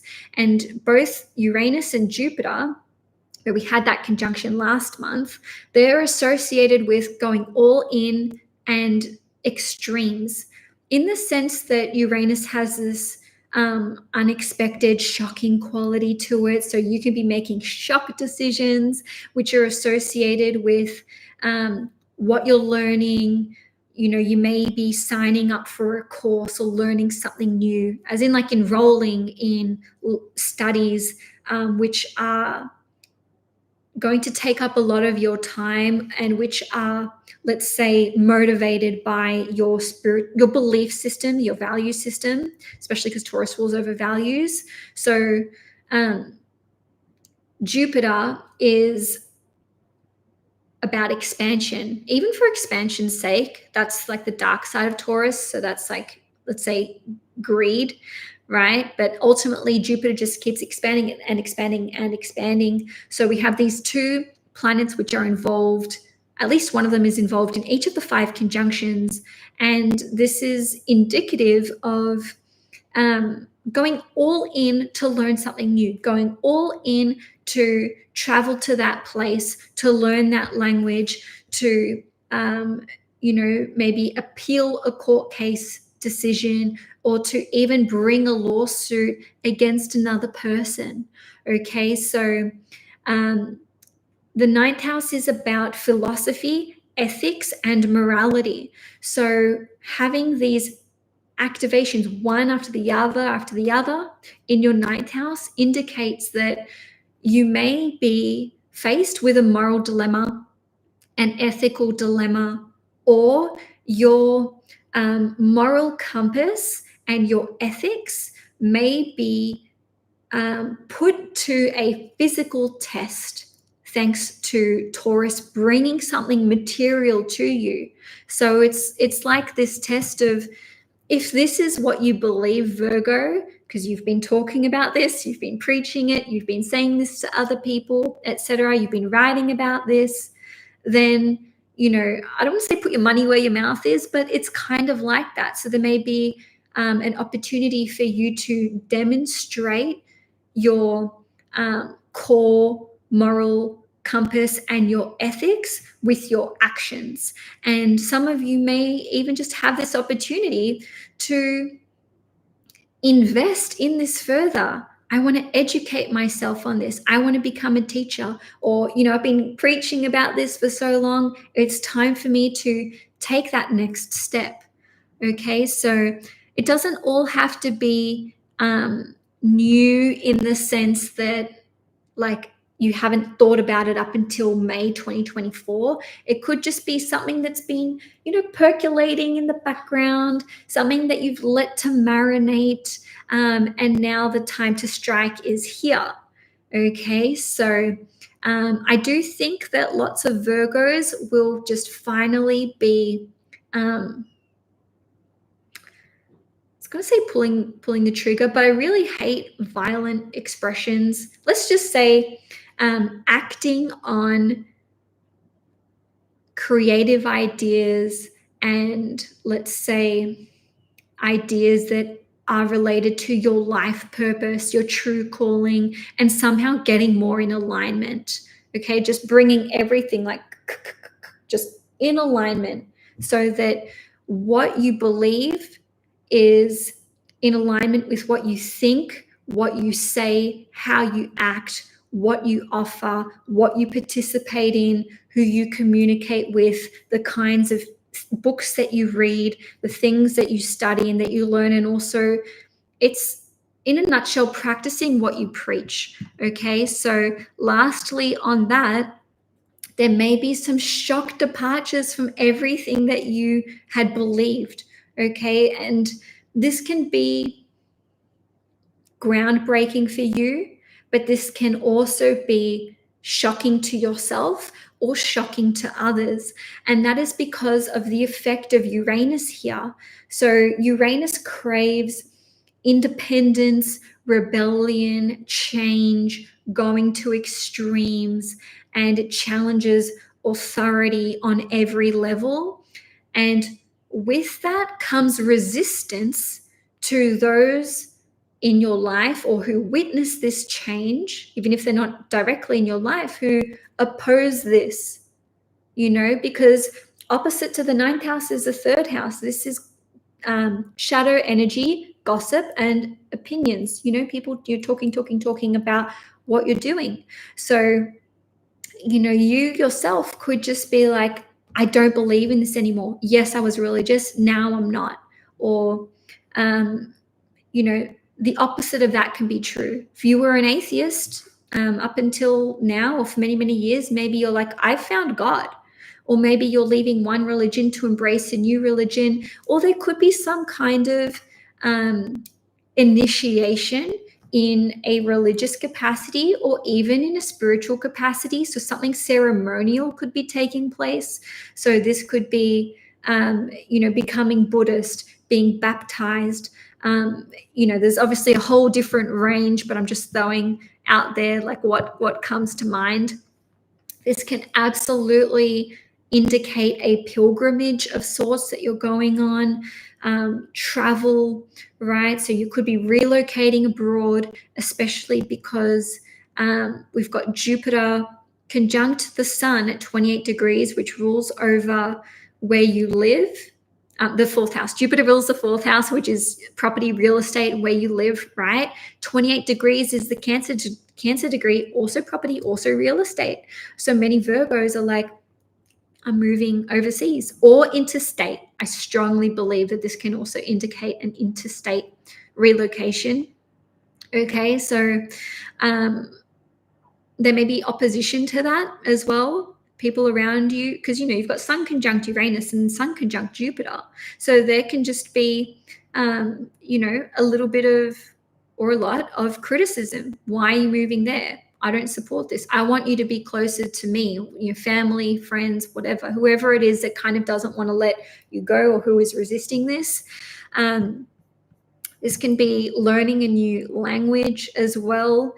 A new teacher or mentor could be entering your life, and this person could be really different with the Sun Uranus conjunction.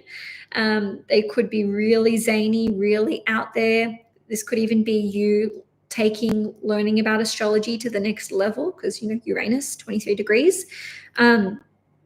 Or it could be, and I do think this, it could really be a spiritual mentor or a spiritual guide who comes into your life, especially because we've got the Sun-Jupiter conjunction and the Venus-Jupiter conjunction. So I think that you'll be learning new things on many different levels, and that the right information will come at the right time, or you'll read the books that you need to read at the right time. I will quickly touch on the full moon in Sagittarius before I move on to Jupiter in Gemini. Okay, so on the 23rd of May, there'll be a full moon in Sagittarius at 2 degrees in your 4th house, and it will oppose Venus and Jupiter at 29 degrees Taurus in your 9th house. So the full moon in the 4th house is squaring you. Just realized this is closely squaring my moon, but I digress. So this can indicate investing in something for your home, for your property. This can indicate you potentially having important conversations with your family or with your significant other, or even the person, flatmates that you live with, friends, etc. And this is likely to be about your values, because it's at 2 degrees, which is the Taurus degree, and or probably both. Finances and resources. What are you spending on? What resources do you need? Do you need to let go of something? Are you procuring something? And this can also indicate like finally putting, let's say, a hairy topic to bed or to rest. So you're overcoming some kind of argument or disagreement, or point of tension, or source of tension, really. Even if you live by yourself, this can indicate that you may have to spend a bit of money to invest in something for your property, or for your home, or you could actually receive money. You could receive an important resource or resources or money from your family, or to put towards your home, or both. And it could actually be that you are contributing your finances or resources to a family member as well. So if it's not playing out on a material level, though I dare say it will, this can indicate a potentially emotionally turbulent time, especially if you are between 0 and, I want to say, 5-10 degrees Virgo. But in any case, let's move on to Jupiter entering the sign of Gemini for Virgo. So Jupiter has not been in Gemini for 11 years.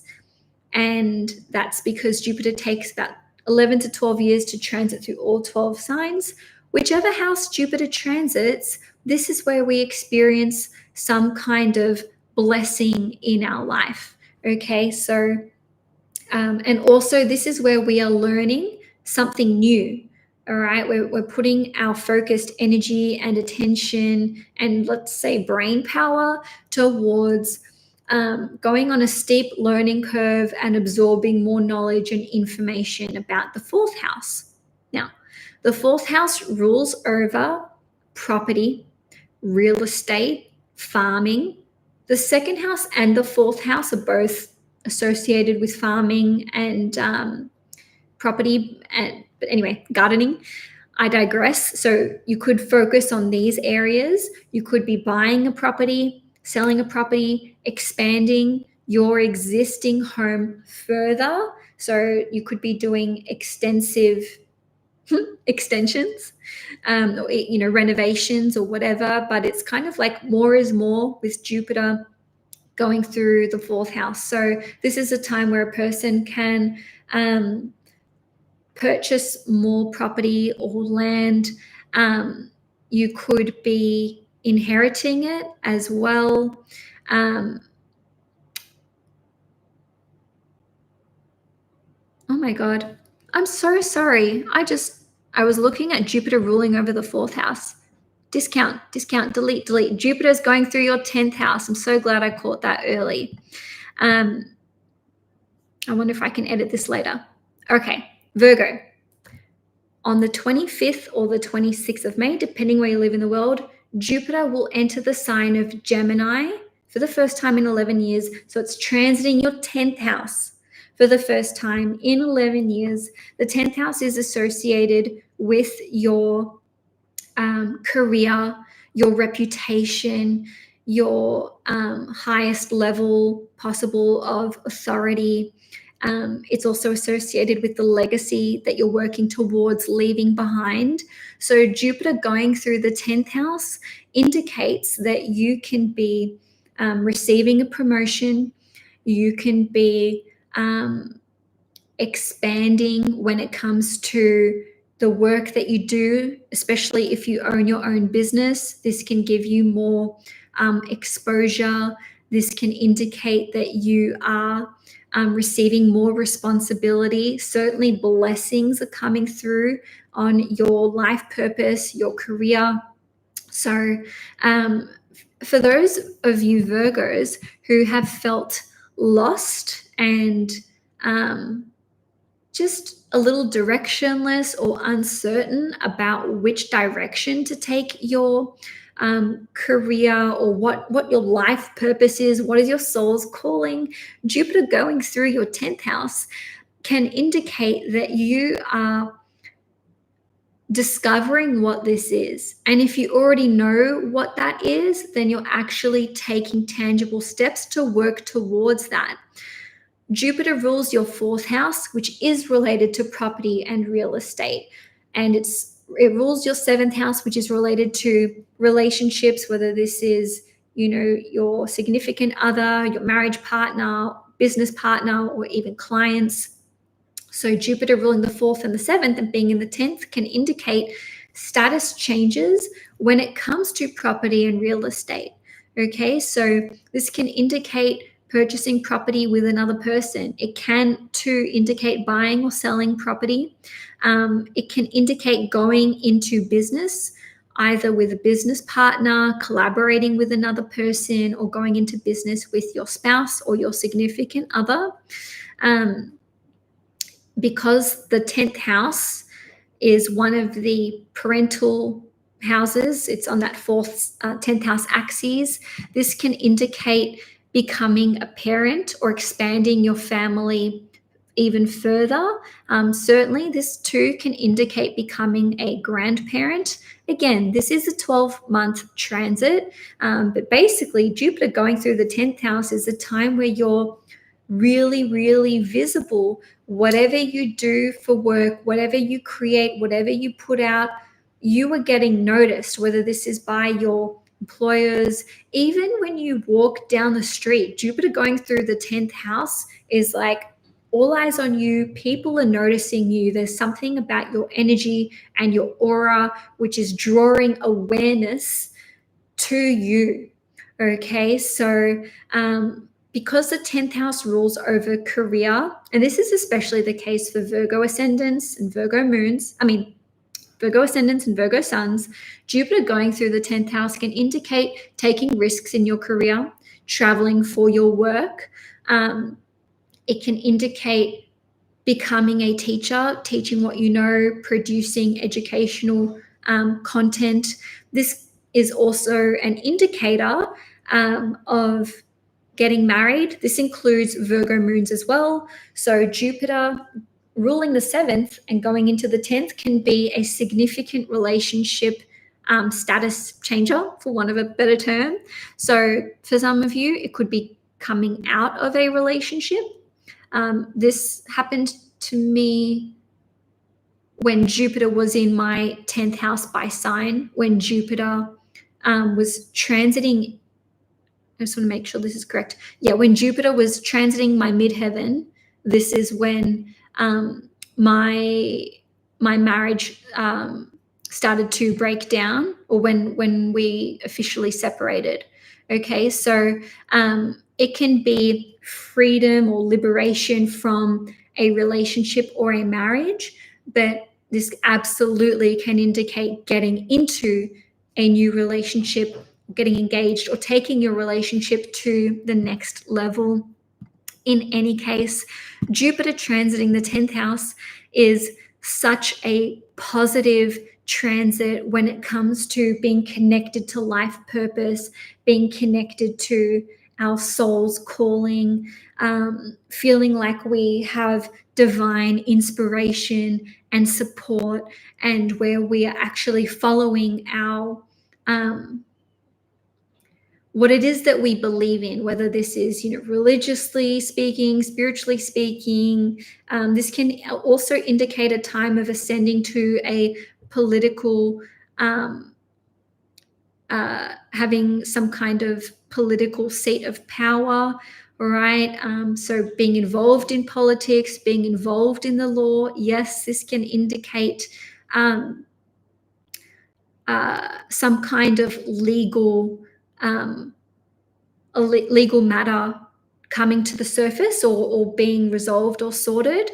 Again, I'm a Virgo moon, and just as an example, when Jupiter is almost exactly squaring my moon, this is when my divorce will officially come through. My moon is 1 degree Virgo, and Jupiter, I think, will be at 2-ish degrees. So you can see how it brings in a legal component to this transit.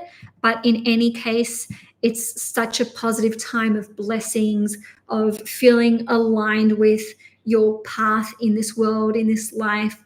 This can indicate people respecting you, respecting the work that you're doing. You could be garnering more respect for your relationship that you have with your significant other. This is a positive time, or at the very least, a 12-month period of change and movement when it comes to not just relationships and business partnerships, but also property and where you live. Okay, so if you've been wanting to relocate, whether that's abroad, whether that's just buying, selling, doesn't even have to be buying or selling, it could even just be like renting somewhere else. If you're wanting to call in a significant relocation, and I do think it would be significant, then this is a great transit for that. This can also indicate receiving permanent residency, or some kind of or even citizenship in another country, or an important visa. Okay, Virgo, so that's all I have for you for May 2024. If you enjoyed this video, please give it a thumbs up. If you'd like to see more content on this channel, please hit the subscribe button. I'm going to have a break now for approximately 10 minutes. I thought I was making good time and that this wouldn't be 4 hours, but it kind of looks like it will be. So anyway, I'll see you in about 10 minutes, give or take. And I'll be back for Libra.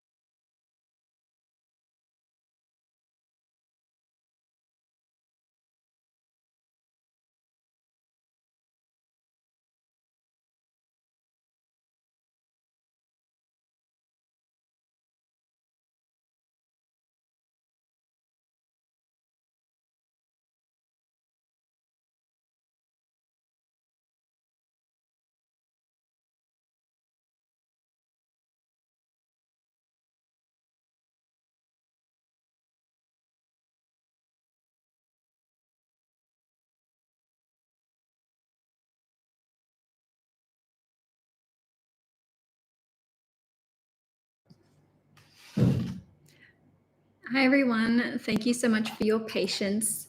I'm going to resume Virgo, but first let me light another incense.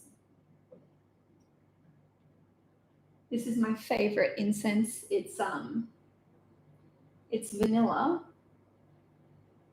Hang on one second.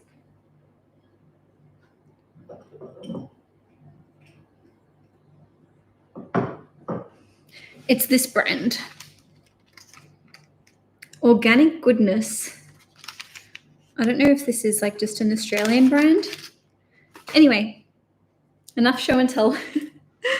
So this is for Libra, Sun, Moon, and Risings.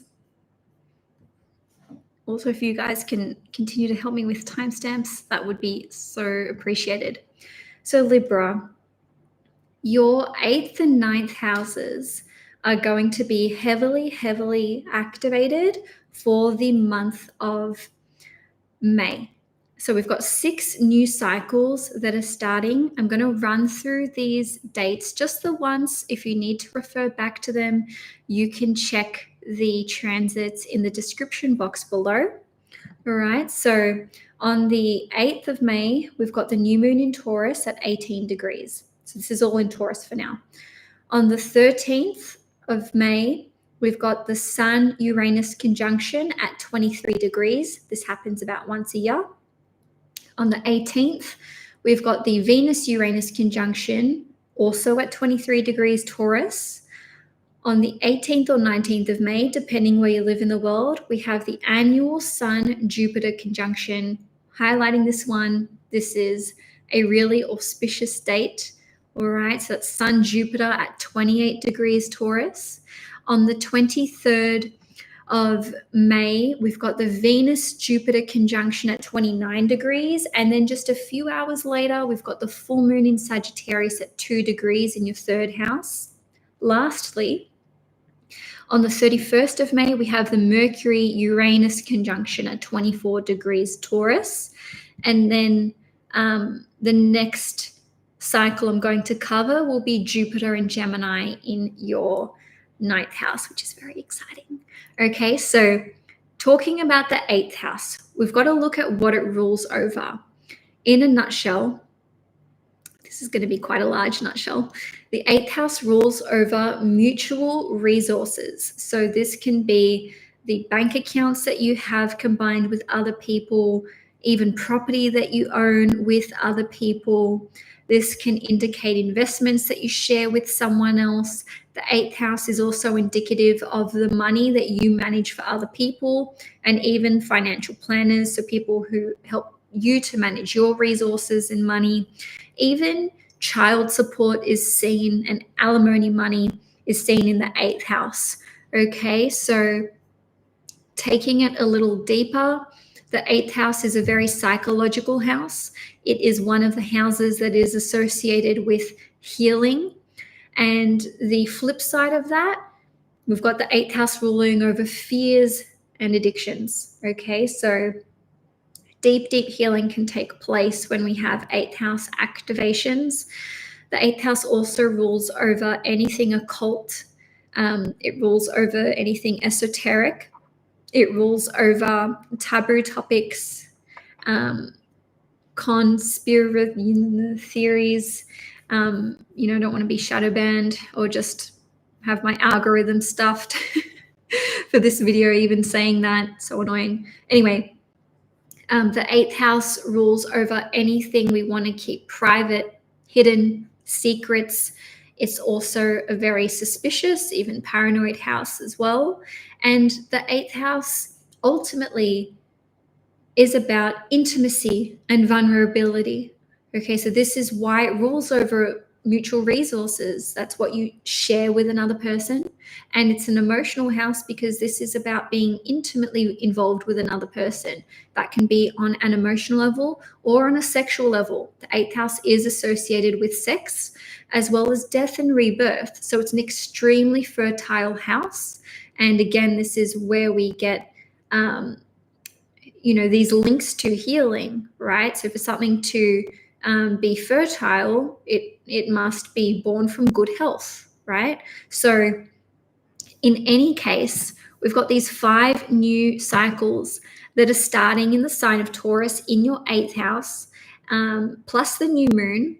And ultimately, each of these cycles, Sun and Uranus, Venus, Uranus, etc., they are all about 12 months long. Okay, so these conjunctions happen about once every 12 months. To have 5 in the one sign in just a couple of weeks is rare and significant. And because of the sheer amount of activations that we are having in such a short space of time, this is where we get like this momentum and build up towards manifesting something into fruition or into reality. The 8th house is associated with manifestation as well. So vision boards, visualizing what you want to experience, what you want to call into your life, or even what you want to leave your life, all of this is important. Visualizing healing, good health, any kind of, let's say, spiritual ritual that you do to help with your healing or what it is that you want to manifest. This could have a really, really tangible impact and effect. Okay, so I imagine that for many Libras, they may be cutting someone off in an intimate sense. That could be sexually, that could be a friend, that could be even clients as well. This could be cutting off someone who's been assisting you with your accounts, with finances, with resources, or even like a psychologist or a therapist, or even if you see like an astrologer or a psychic. I think lots of Libras will be like, that person's not aligned. I don't want to engage the services of this person anymore. Or even just, I don't want this person to have access to me on a personal level or on an intimate level. That's one side of it. That's the Uranus conjunction side, where we're making snap decisions to, basically walk this person out the door of our life in one way or another. The other side is where we've got this Venus-Jupiter conjunction, Sun-Jupiter conjunction. And to be fair, even the conjunctions to Uranus can indicate someone entering our lives, and probably this relationship that you have with them will be spiritual in nature.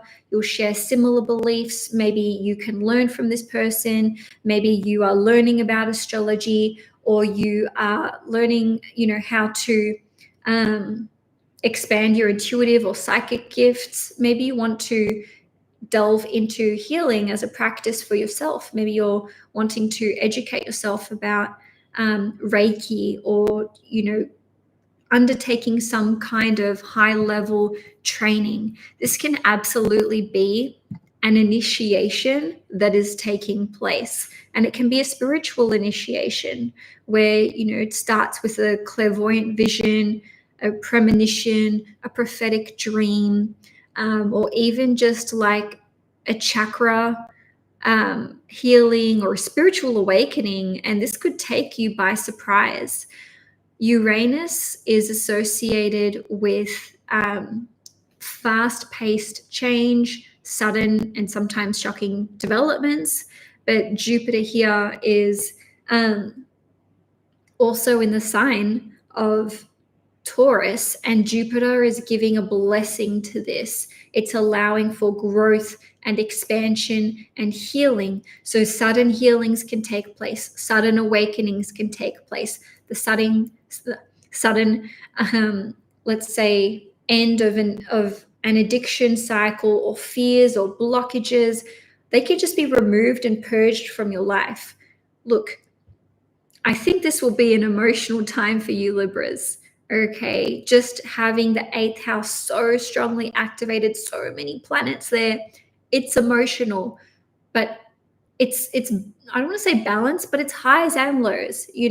One day, oh my God, another peeling of, the layer of an onion when it comes to your healing and just purging toxicity from your life. The next day, it's like, oh my God, but now here's another layer, here's something else. It's really peeling back these layers to get to the root cause of a blockage, a problem, an addiction, and insecurity. And so much healing can take place during this period of time. You may be combining your resources with another person, going into business, investing in something together. Someone can allow you access to resources, money that you didn't think you would have access to. Okay, so yes, it could be an inheritance, but, and I've said this in many of my previous videos, inheritance doesn't mean someone has to pass, all right, for you to inherit that. Someone could bequeath something to you. Before my grandfather passed, he wasn't even sick, and he was just like, hey, here's a check, $1,000. And that was like, yeah, he was completely fine when he gave that to me, but like that was my inheritance, simply received early. So even if someone has like put money aside for you, whether that's to help with a home deposit or to contribute something to you getting married, doesn't matter how big or small it is, somehow there can be a gift that comes through. It doesn't have to be from family. It doesn't have to be inheritance. It could literally be someone just generously helping you out of a tough spot. Okay, so if there is something you want to invest in, if you have certain bills to pay, and you're freaking out about these, I really think that, I'm going to go out on a limb and say that some kind of miracle can occur, especially with the Sun-Jupiter conjunction. This is a day of, this is a conjunction which is very auspicious. It only happens once a year, and great healing can take place. Great generosity can be received. We've got your ruling planet, Venus, being involved in 2 of these conjunctions, including the Venus-Jupiter conjunction. Hello, that's very, very positive. Okay, so obviously we talked about the dates, but again, we're looking at the 13th to the 31st for these conjunctions in Taurus. Moving along. Wait, is there anything else I want to say? Yeah, this can be you earning money in a new way, developing new streams or forms of income where you make money, maybe from a business, from services that you offer, or with another person. Okay, the 8th house is a money house. It's resources, finances, etc. So things can be, really turning around for you, but there also can be some unexpected changes and maybe even shocks to the system. It doesn't have to be negative. It's just that the 8th house is the house of sudden change and transformation. So, you may come out the other side of May feeling like you've transformed in some department or area of your life, or at the very least feel like you're on the right track to healing and on the right track to improving your life, I want to say, and changing your life in a significant way and for the better.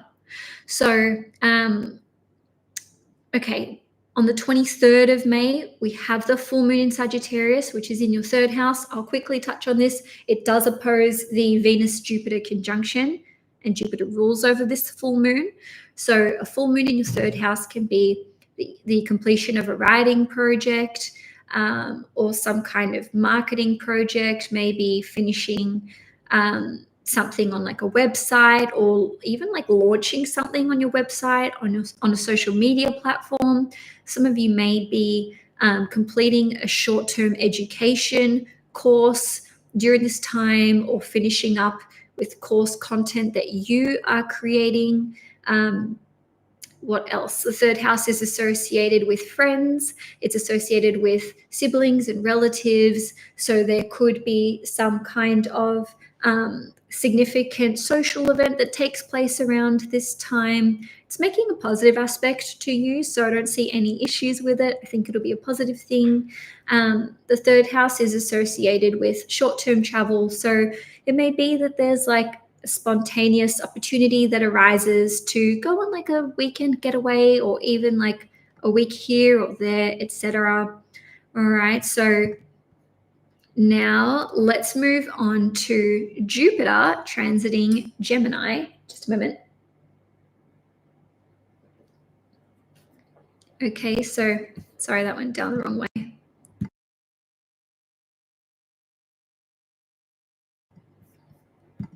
Okay, Jupiter in Gemini. Jupiter's going to transit your 9th house for about 12 months till the 9th of June in 2025, at which point it will switch over to Cancer.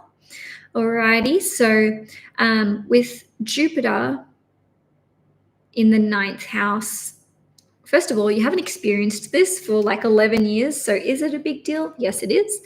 And Jupiter loves to be in the 9th house because it's naturally associated with the 9th house. So in a nutshell, this can indicate that you are going to have international, probably plural, travel opportunities or interstate travel opportunities. Now, please bear in mind that this is a general reading, okay? So you'll need to take into account your natal birth chart, right? But in any case, Jupiter through the 9th house is one of the most auspicious transits for travel, adventure, going on journeys, long journeys as well. Jupiter through the 9th house can indicate a time where you're learning new languages, or if you already know other languages, you could be doubling down your efforts to become fluent or just to learn more about or to expand your knowledge in that language. This can be a time where you are interested in other cultures that are very different to your own. It can also be a time where you make friends abroad or make friends with people from really different cultural backgrounds to you.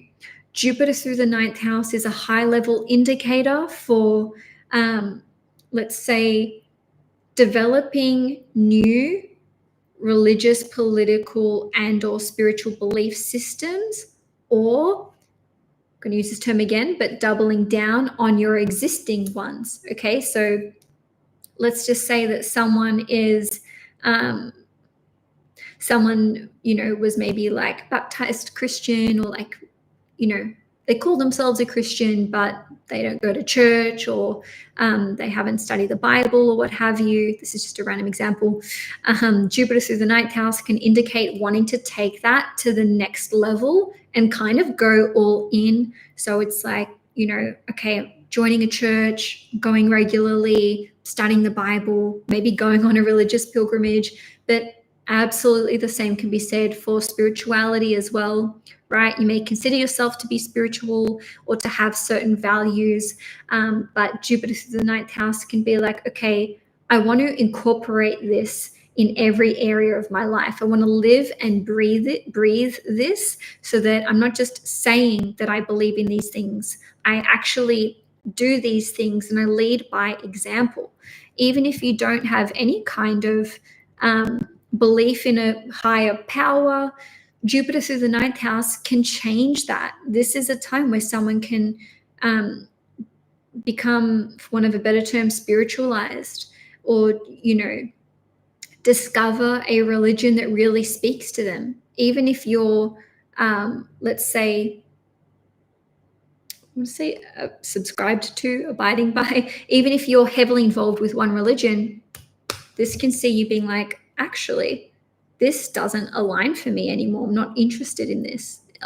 This speaks to me more. I'm walking away from this religion to embrace this one instead, or perhaps a spiritual life, or vice versa.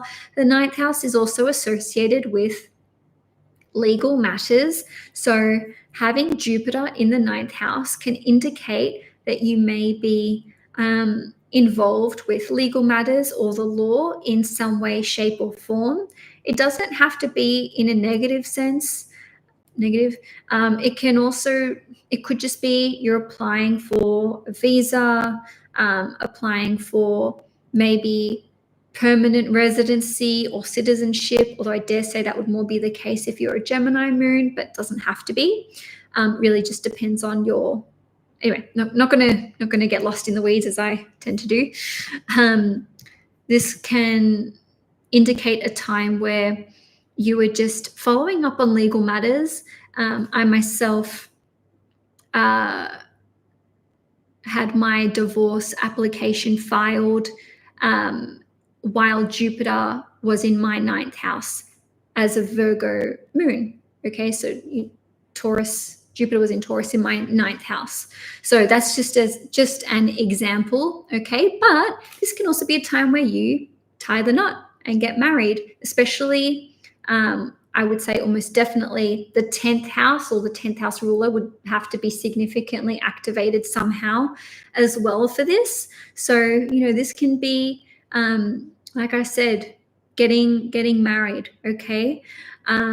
Just something that requires legal paperwork.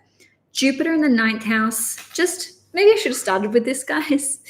It's a really, really blessed time. It's a lucky time. It's by house, I would say one of the best transits to have, Jupiter through the 9th house. It's trining you as a Libra, Ascendant, Sun, or Moon.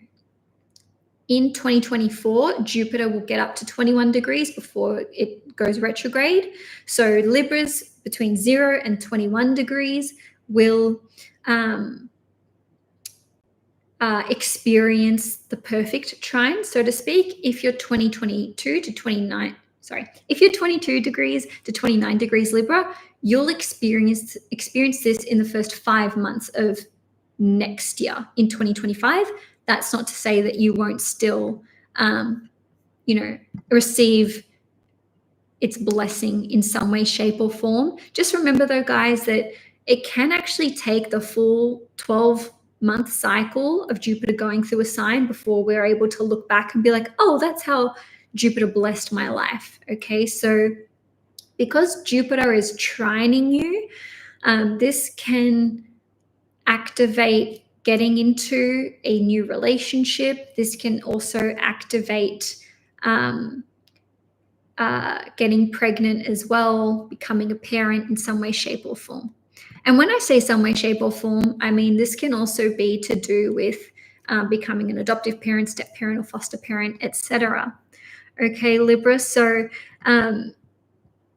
a great degree of healing is coming your way. It's like a 12-month period of healing because Jupiter trining the 9th house indicates that for you.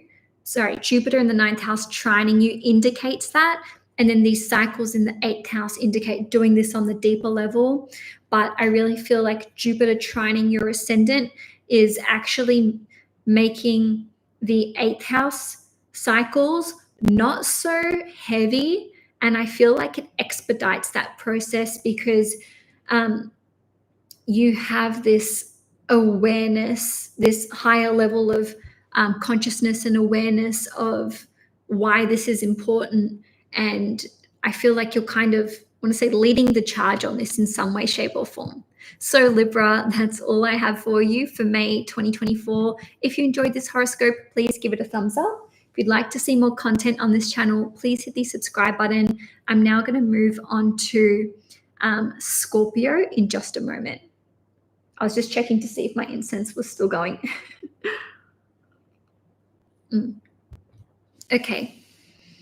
Scorpio, sun, moon, and risings. May is a huge month for you guys. You may not have Taurus in your chart. It doesn't matter.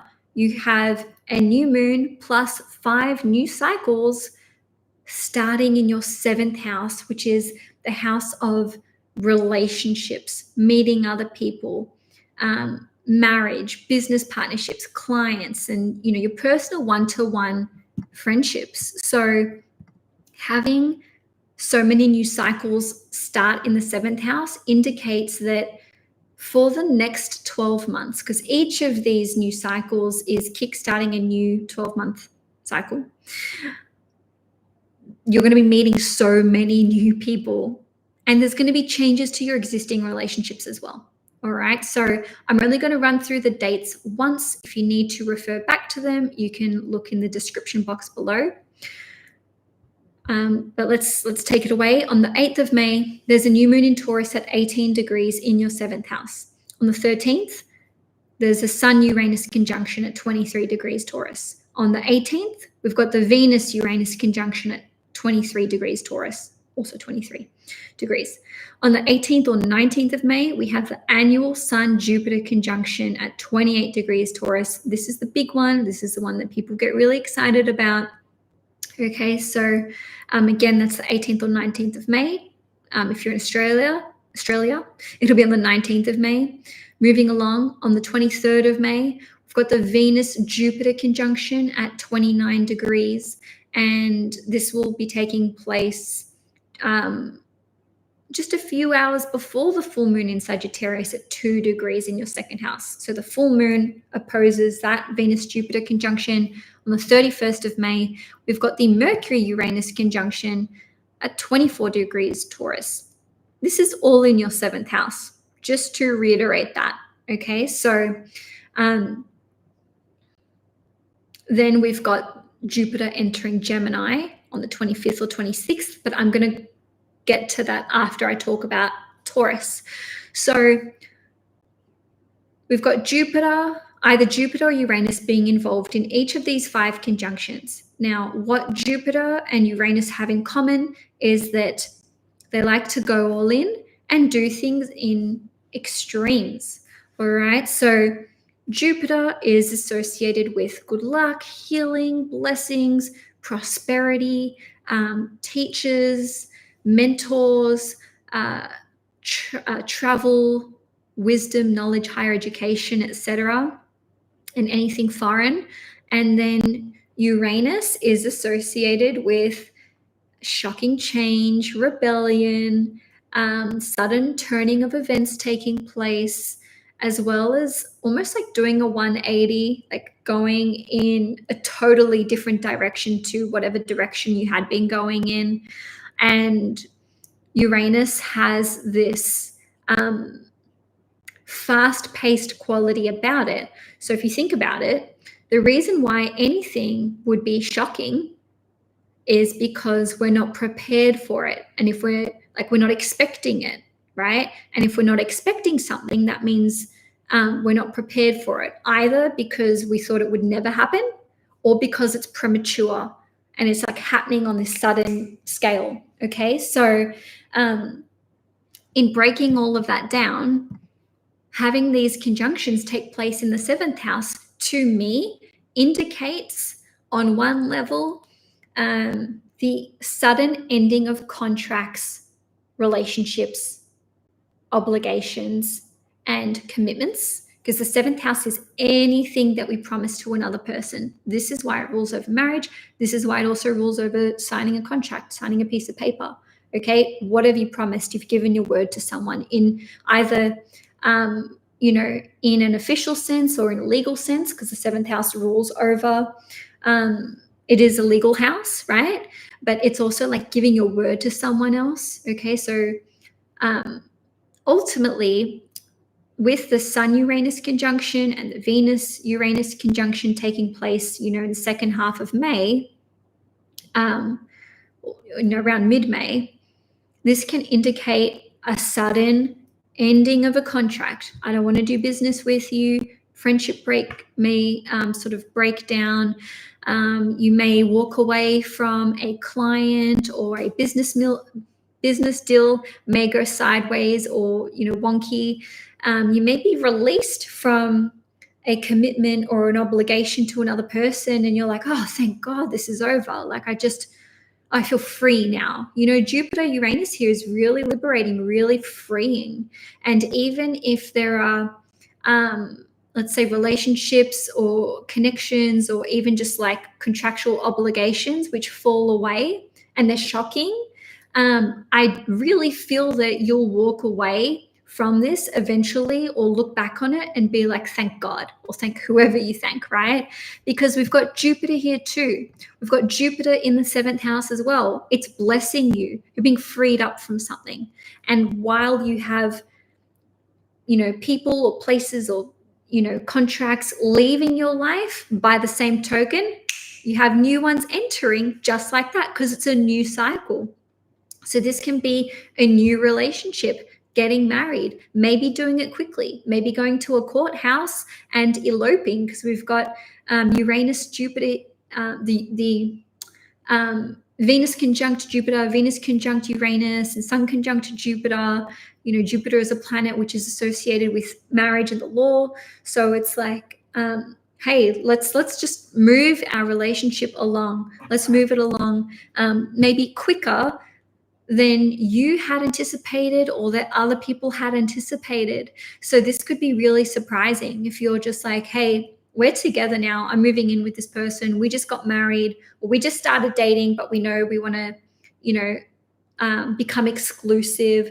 So the changes that you make in your relationships, whether these are romantic or not, could be surprising to other people because they're coming about quicker than, I don't know, one would usually move by society's standards or convention, society's standards, or the nature of the connection is unconventional, which is Uranus.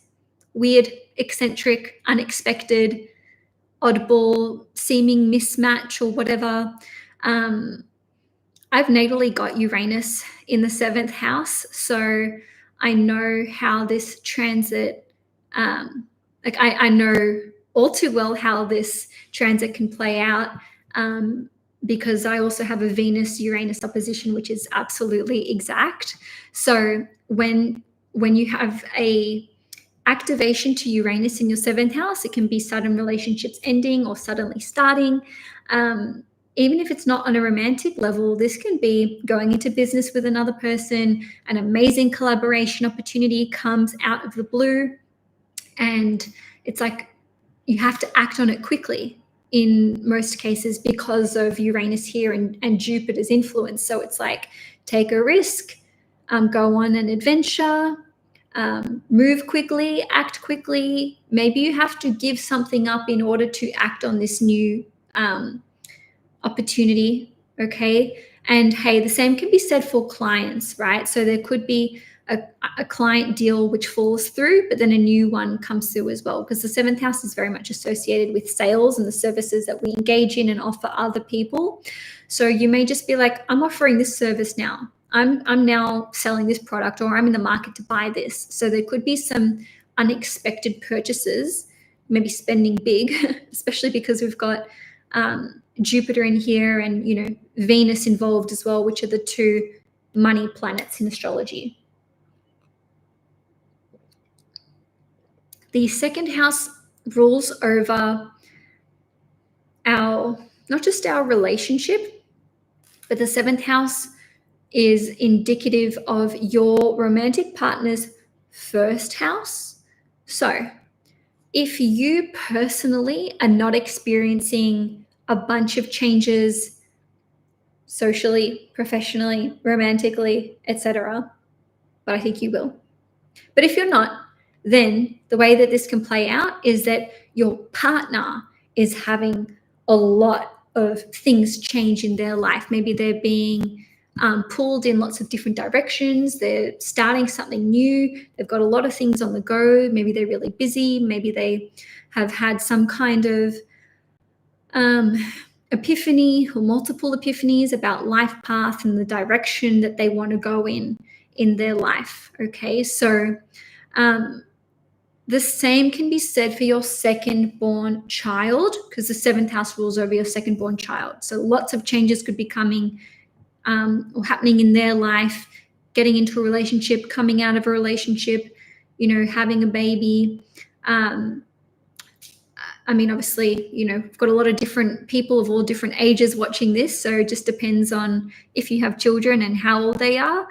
They could just be starting an important new job, going traveling, but, probably they'll be doing something either quickly or unexpectedly. All right. So now let's have a look at Jupiter transiting Gemini. Okay. So Jupiter's going to leave Taurus for another 12-ish years, and it's going to enter Gemini on the 25th or the 26th of May, depending where you live in the world. It will be there for 12 months. So it's transiting your 8th house, and ultimately Jupiter likes to be in the 8th house because the 8th house is a money house. The 8th house presents the opportunity for deep healing, okay, and overcoming fears and blockages, etc. And Jupiter is a planet which is associated with healing and profound blessings, as well as good luck, prosperity, and abundance. So Jupiter transiting the 8th house can indicate that you're overcoming fears. And again, this is a 12-month transit. It's not going to happen overnight. Overcoming fears, overcoming blockages, overcoming all kinds of fears, especially ones that relate to intimacy and your ability to be vulnerable with either other people in general that are close to you, or even your significant other. It can indicate a time where you are increasing your combined mutual resources with another person. This can indicate that your partner is starting to earn more money if you're in a relationship. Even if you're in a business partnership, this can be, earning more money. You could be investing in something on a large scale, or investing a fair bit of money in something with another person, with Jupiter in the 8th house. The 8th house is associated with anything occult and esoteric in nature, and Jupiter is a planet which represents knowledge, seeking information, and expansion and growth. Okay, so Jupiter here in the 8th house can be devouring esoteric knowledge, taking courses, learning with someone, learning from a teacher, learning online. And also this could be something that you teach, especially because Jupiter rules over your 5th house, which represents owning your own business. But in any case, this can just be getting in contact with an astrologer, a healer, receiving Reiki healing, as well as even starting psychology or therapy sessions as well, because that's also ruled over, the 8th house also rules over that as well. As I said before, the 8th house is mutual resources that are shared. So this can be receiving child support money, alimony money, I mentioned already, but inheritances, maybe receiving finances or resources, even if it's not inheritances, and this helps you somehow, especially because Jupiter rules over your 2nd house. So it's like helping you personally, or maybe someone's helping you out with even like looking after your children, because Jupiter rules over your 5th house, or they could be helping you to start a business, or like coaching you through that process, or what have you. So some deep healing can take place with Jupiter in the 8th house. You yourself may want to learn about the stock market. You yourself may want to learn about managing financial portfolios, and just doing a deeper dive into resources and finances, even minerals as well, crystals, mining, oil. This is all to do with the 8th house. So you may have an interest there, and be learning as much as you can about all of that. So in any case, Jupiter through the 8th house is a profoundly healing transit, where you can transmute a lot of toxicity and negative energy, and overcome addictions, overcome fears, fear of intimacy, fear of being vulnerable with another person. I know I'm sort of repeating myself here a bit, but anyway, Scorpio, it's a very blessed and healing time for you. So Scorpio, that's all I have for you for May 2024. If you enjoyed this horoscope, please give it a thumbs up. If you'd like to see more content on this channel, please hit the subscribe button. And now I'm going to move on to Sagittarius. So this is for Sagittarius, sun, moon, and risings, but especially risings. Okay, I do suggest that you all watch your ascendant sign first and foremost. Sagittarius, anytime Jupiter changes signs, it's a big deal for you guys, especially. It doesn't even matter what sign Jupiter's going into. I mean, obviously it's stronger if it's going into Sagittarius, but because it's your ruling planet, Jupiter's activity is very, very indicative of you and your focus, and what you're focusing on for the next 12 months while Jupiter is transiting that sign. So it'll be transiting Gemini in your 7th house for a year from towards the end of the month. Before I get into that though, I am going to start off with the new cycles that are happening in Taurus, because these are occurring for the most part earlier in the month. Okay, so on the 8th of May, there will be a new moon in Taurus at 18 degrees in your 6th house. And I'm only going to mention these dates once, so take a note of them, or you can refer to the transits and dates in the description box below. So that's the new moon on the 8th of May. On the 13th of May, we have the Sun-Uranus conjunction at 23 degrees in your 6th house. On the 18th of May, we have the Venus-Uranus conjunction, also at 23 degrees in Taurus in your 6th house. On the 18th or 19th of May, take note of this one, it's very auspicious, it's very lucky. We have the annual Sun-Jupiter conjunction in Taurus at 28 degrees in your 6th house. And then on the 23rd of May, we have the Venus-Jupiter conjunction, so very lucky time, at 29 degrees in your 6th house. And this will be occurring just before the full moon in Sagittarius at 2 degrees in your 1st house. So this will be a very significant full moon for you Sagittarians indeed.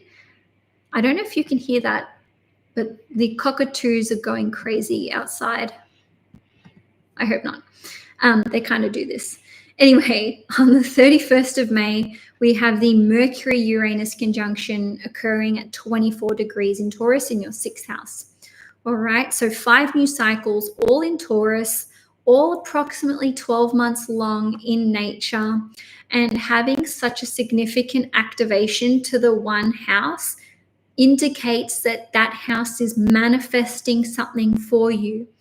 The 6th house rules over your work that you do, okay, the day-to-day processes, the style of work. It also rules over your boss. It rules over employees. It also rules over admin tasks, okay, kind of like the boring, mundane stuff that we have to do either day-to-day or from time to time. The 6th house is very much associated with cleaning, decluttering, health, okay, so your health routine, pets too, and also any debts that you owe, mortgages, fines, money that you got to pay. All right, so it is how we can be of service to other people, but it's also a house where it rules over anything that's out of balance. Okay, so this strong activation to your 6th house indicates I have to get on top of this. I have to take care of these matters. I've got to take care of business. I'm telling you, you will be so productive in May, especially the second half of May. And even if you're not starting things like on the day on the button, it's a 12-month period of being super, super productive, okay? And this is all going to conclude between about April and June next year. So in a nutshell, I think that Sagittarians will be focusing on their health. How can you improve it? How can you better it? How can you improve your vitality? What are you doing that's unhealthy? The 6th house is about routines and habits. And, if you have a bad habit, if you have routines that aren't serving you, then these activations here to the 6th house are like, hey, you've got to target that. You've got to, get on top of this. And, in terms of the motivation, this is coming from within, because you have the Sun-Jupiter conjunction here. You have the Venus-Jupiter conjunction here. Jupiter is your ruling planet. You're the one who wants to take action. You're the one who wants to be healthier, fitter, have more energy. There's this recognition, Sagittarius, that if you want to achieve everything that you want to achieve in life, you can't keep living like this. You can't keep going on like this. You need to get your house in order. And, this has no bearing on me. This is you guys who are feeling this way, especially because Jupiter rules over your 4th house. Literally, get your house in order. Okay, so some of you may be taking out a mortgage. Some of you may be paying off your existing mortgage. You could be preparing your house to sell it. You could be helping your family with something to do with their home and their property, right? Or you could be in the midst of organizing a higher level of care for, one of your parents, or even just an elderly figure in your life. Honestly, they don't need to be elderly. If there's someone in your family with Jupiter ruling over the 4th house who you are responsible for, or you're dedicating your time and being of service to, this can indicate that you are the person who is going to maybe take them to their doctor's appointments, or maybe help them in some capacity. Not foreshadowing anything. I'm just saying that this could be something that's playing out in your life as a Sagittarius rising sun or moon. On a different level, some of you may be starting a new diet, if not a health regime.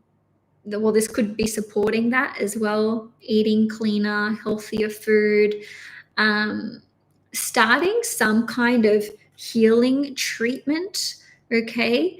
And it doesn't need to be motivated by a big issue or a serious issue. It could just be like, hey, I recognize that I can improve or heal this, and I'm going to try this program to improve myself. If you do have existing health issues or ailments, Jupiter going through your 6th house can indicate that you're making this a priority, you're making this a focus. And with all these conjunctions to Uranus, as well as Jupiter, please bear in mind this is a general reading. You could be trying an unusual course of action or treatment or healing modality, and or it could work very, very quickly, because Uranus and Jupiter are 2 planets which act quick and move quick. Okay, so I also mentioned pets as well. Some of you may be welcoming a new pet into your life, adopting a pet, fostering a pet, or your pet ownership status may be shifting or changing around this time. I just saw the most beautiful feel-good post before I started filming today. And basically in my local area, this family had lost their cat, and they put out put out a notice on literally the 1st or the 2nd of February. 2 months later, their cat's been found and returned to them. I just really felt inclined to share that with you guys. I feel like if you have some concerns about issues with your pet, I feel that that's a positive sign and a positive omen, especially, if your pet needs a high level of care, or you're going through some kind of treatment there could be a blessing that's coming to your pet. Okay, so I think we've covered everything: health, diet, pets, routines, habits. Oh yeah, work. You could be changing job. I don't necessarily think this would be changing industry in a huge way. It would depend on if your 10th house was activated in a big way. But in any case, this can indicate that you are starting a new job. You've got different responsibilities. You're maybe working towards, though, starting your own business. Okay, that's another way that could play out, especially because Jupiter is a planet that rules you. On the 23rd of May, we've got the full moon in Sagittarius in your 1st house. And again, it is opposing the Venus-Jupiter conjunction. So when we have a full moon in the first house, this can be experiencing the end of a chapter.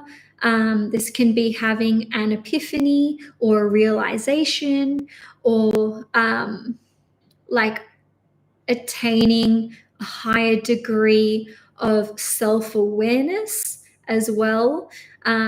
This can be, I mean, so many different things, but especially if you're a Sag rising or a Sag moon, this could be coming to terms with some kind of emotional issue or problem or disturbance.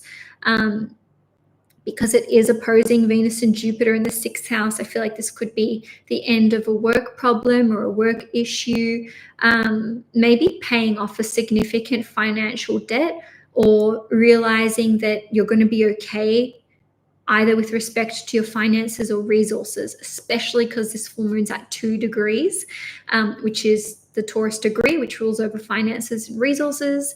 This can indicate that you are, especially if you're a Sag rising or sun, maybe like receiving an increase in salary, or you're just coming into like money or resources in a fortunate, lucky way because of this Venus-Jupiter opposition. And I do really think that this is about getting onto the same page as your significant other if you are in a romantic relationship. Okay, Sagittarius. So that covers the Taurus side of things. Now let's look at Jupiter and Gemini. Okay, so Jupiter is going to enter Gemini in your 7th house for the first time in about 11 years. And this will take place on the 25th or the 26th of May, depending where you live in the world. It's a 12-month cycle. Jupiter will enter Cancer on the 9th of June in 2025. So this is a really blessed time for relationships of all kinds. So this can be romantic, friendships, business partnerships and collaborations, clients, and even one-to-one friendships, your friendships, right? That you have a one-on-one relationship with. This isn't about your friendship group or circle, which is more 3rd house, 11th house. This is like that one-to-one connection. So with Jupiter here in your 7th house, I'm going to start backwards. This can indicate having an abundance of clients, and it's 222 right now, 222 as I'm saying this. So an influx of clients, of sales. If this has been a problem area for you, don't worry. More clients are coming, more sales and deals will be done. This can indicate that you are maybe going to be offering a new type of service or product, or you could be engaging the services of someone who basically has something to educate you on, especially if this is to do with property, real estate, farming, family, and whatnot, because Jupiter rules the 4th house. But Jupiter is your ruling planet. So Sagittarius, this, wherever Jupiter goes, whatever sign it's transiting, this indicates your focus, because Jupiter is you, right? So Jupiter in the 7th house is like, you're seeking out friends, you're seeking out clients, you're seeking out advice, you're seeking out business collaborations and opportunities. You could be going into business with your significant other, or you could be going into business with a family member, because Jupiter rules the 4th house. Could even be both, right? And ultimately, this is you acting as an equal with them. No one is, above or below. Yes, one of you may have more information or knowledge to bring to the table in certain areas, but Jupiter in Gemini is like, hey, we're partners in this. We're going halvesies. Australians love to abbreviate everything. So this can indicate some of you guys getting into a relationship, all right, taking it to the next level. So becoming more exclusive, maybe getting engaged, maybe getting married during this time while Jupiter is in your 12th house. If you're getting into a relationship, it could be with someone who is from a different cultural background to you, because the 7th house is one of the houses which relates to foreign affairs, but also Jupiter is a travel planet, and it's indicative of different cultural backgrounds and, you know, being maybe a different race or what have you. In any case, though, it's like you're expanding upon this relationship or you're being released from it, okay? Because Jupiter kind of only has those two modalities. It's like expansion, more, or freedom. I'm walking away from this to pursue that, all right? So some of you will be walking away from certain connections and relationships. This can be with clients, friends, ending a business partner contract, okay, getting freedom from that, ending a relationship, possibly ending a marriage. But make no mistake, it doesn't have to be one or the other, right? This can indicate exiting one relationship of some nature and entering another one, okay? Even if you're, you know, getting divorced the same year, you may be meeting someone new and starting a new relationship with another person. The 7th of May, sorry, I don't know why I said that. I was talking about the 7th house. Anywho, I completely lost my train of thought. Jupiter in the 7th house. Yeah, this can indicate the end of a contract or what have you. Oh, that's what I was going to say. The 7th house rules over our second born child. Okay, so it basically indicates, the 7th house indicates what's happening to our significant other or marriage partner and our second born child. So some of you may feel like your second born child really resembles your partner, right? Okay, getting lost in the weeds here. All of this is to say that all of these new beginnings and blessings that are coming through to the 7th house indicates that blessings are being bestowed upon your significant other, your spouse, and your second born child. So you may find that they have an appetite for traveling, for learning new things. Maybe they are getting more interested in spirituality or, you know, religious studies, or they're becoming more politically opinionated. You may find that they're very philosophical around this time. Jupiter through the 7th house can indicate that your significant other may be getting pregnant, or maybe your second born child is getting pregnant. But just know that if they've had a rough trot lately, that there is some kind of blessing that is coming to them. So that's another way that that can play out. So I have no doubt that Sagittarians are going to be making many new friends, having lots more clients. It'll be a far more social time for them. And this can also indicate travel with your significant other, or learning something new together with your significant other, or perhaps your second born child, or maybe both. Okay, Sagittarius. So that is all I have for you for May 2024. If you enjoyed this horoscope, please give the video a thumbs up. If you'd like to see more content on this channel, please hit the subscribe button. Shortly, I'm going to move on to Capricorn. Only 3 signs to go.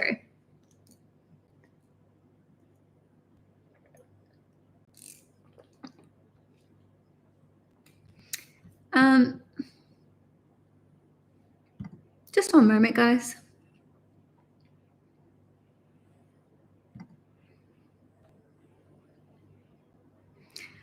I just decided to hide a comment. You know, if you're going to come onto an astrology reading and slam astrology, got no place here. But hey, everyone's entitled to their own opinion. Anyway, moving along to Capricorn. Capricorn, sun, moon, and risings. this is a big month for you because we're having all of these activations occur in your 5th house, and it's trining you, which is a really positive, beneficial aspect for you.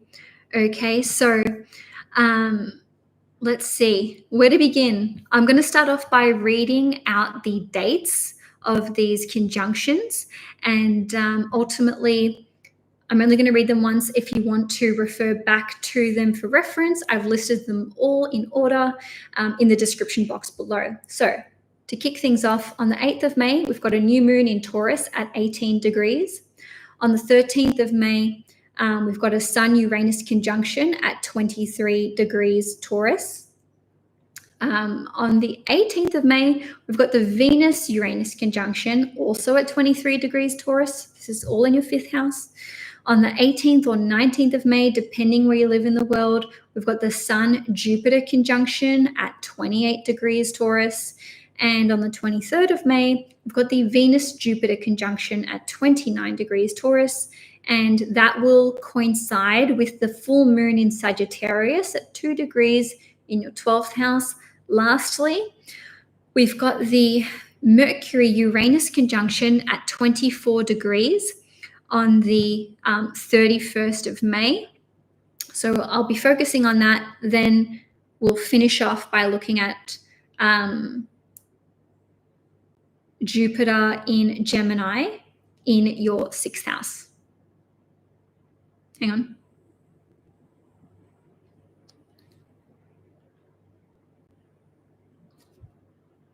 I just feel like I've made a mistake here. 6th house. Oh no, that's all good. Yes. Jupiter in your 6th house. Okay, so Capricorn. Let's talk about what the 5th house rules over first and foremost. It's one of the luckiest houses in astrology. It rules over creativity. It rules over our natural talents, raw talent. It rules over fun, frivolity, leisure time, vacations, entertainment.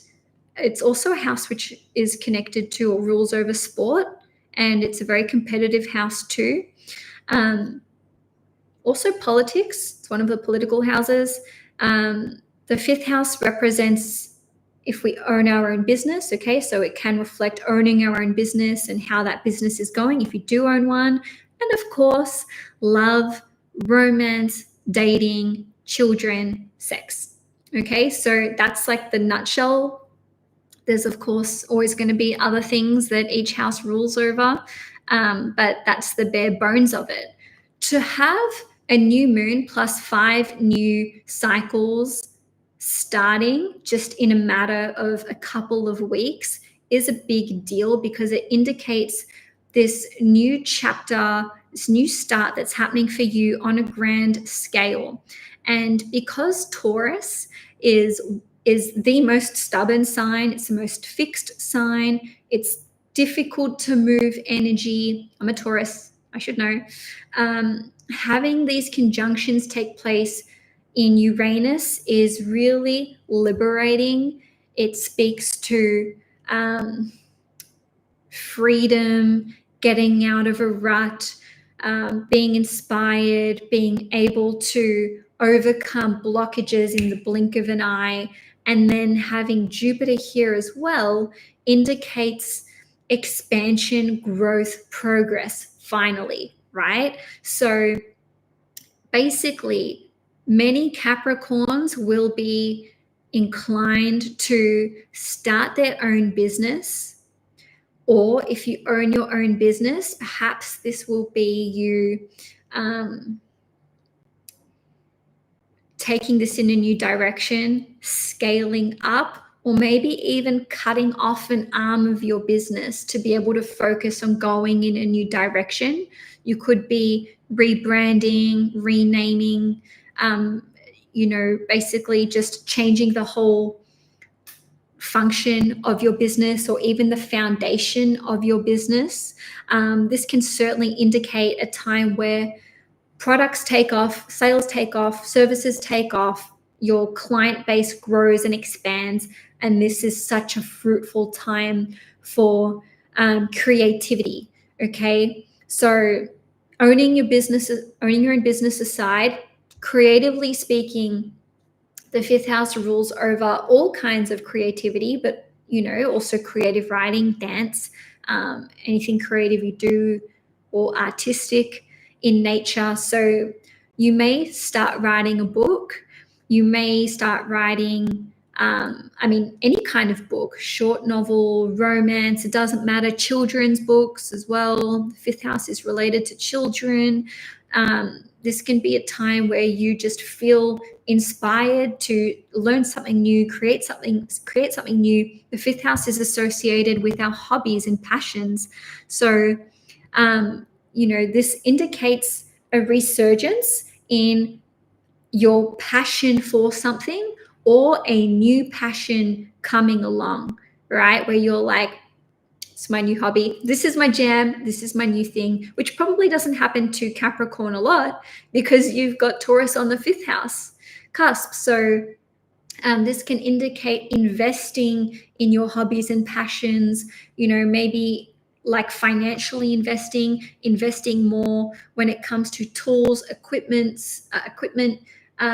or resources or things that you need to take this creative passion or hobby of yours further. This could be you like on a different note, right?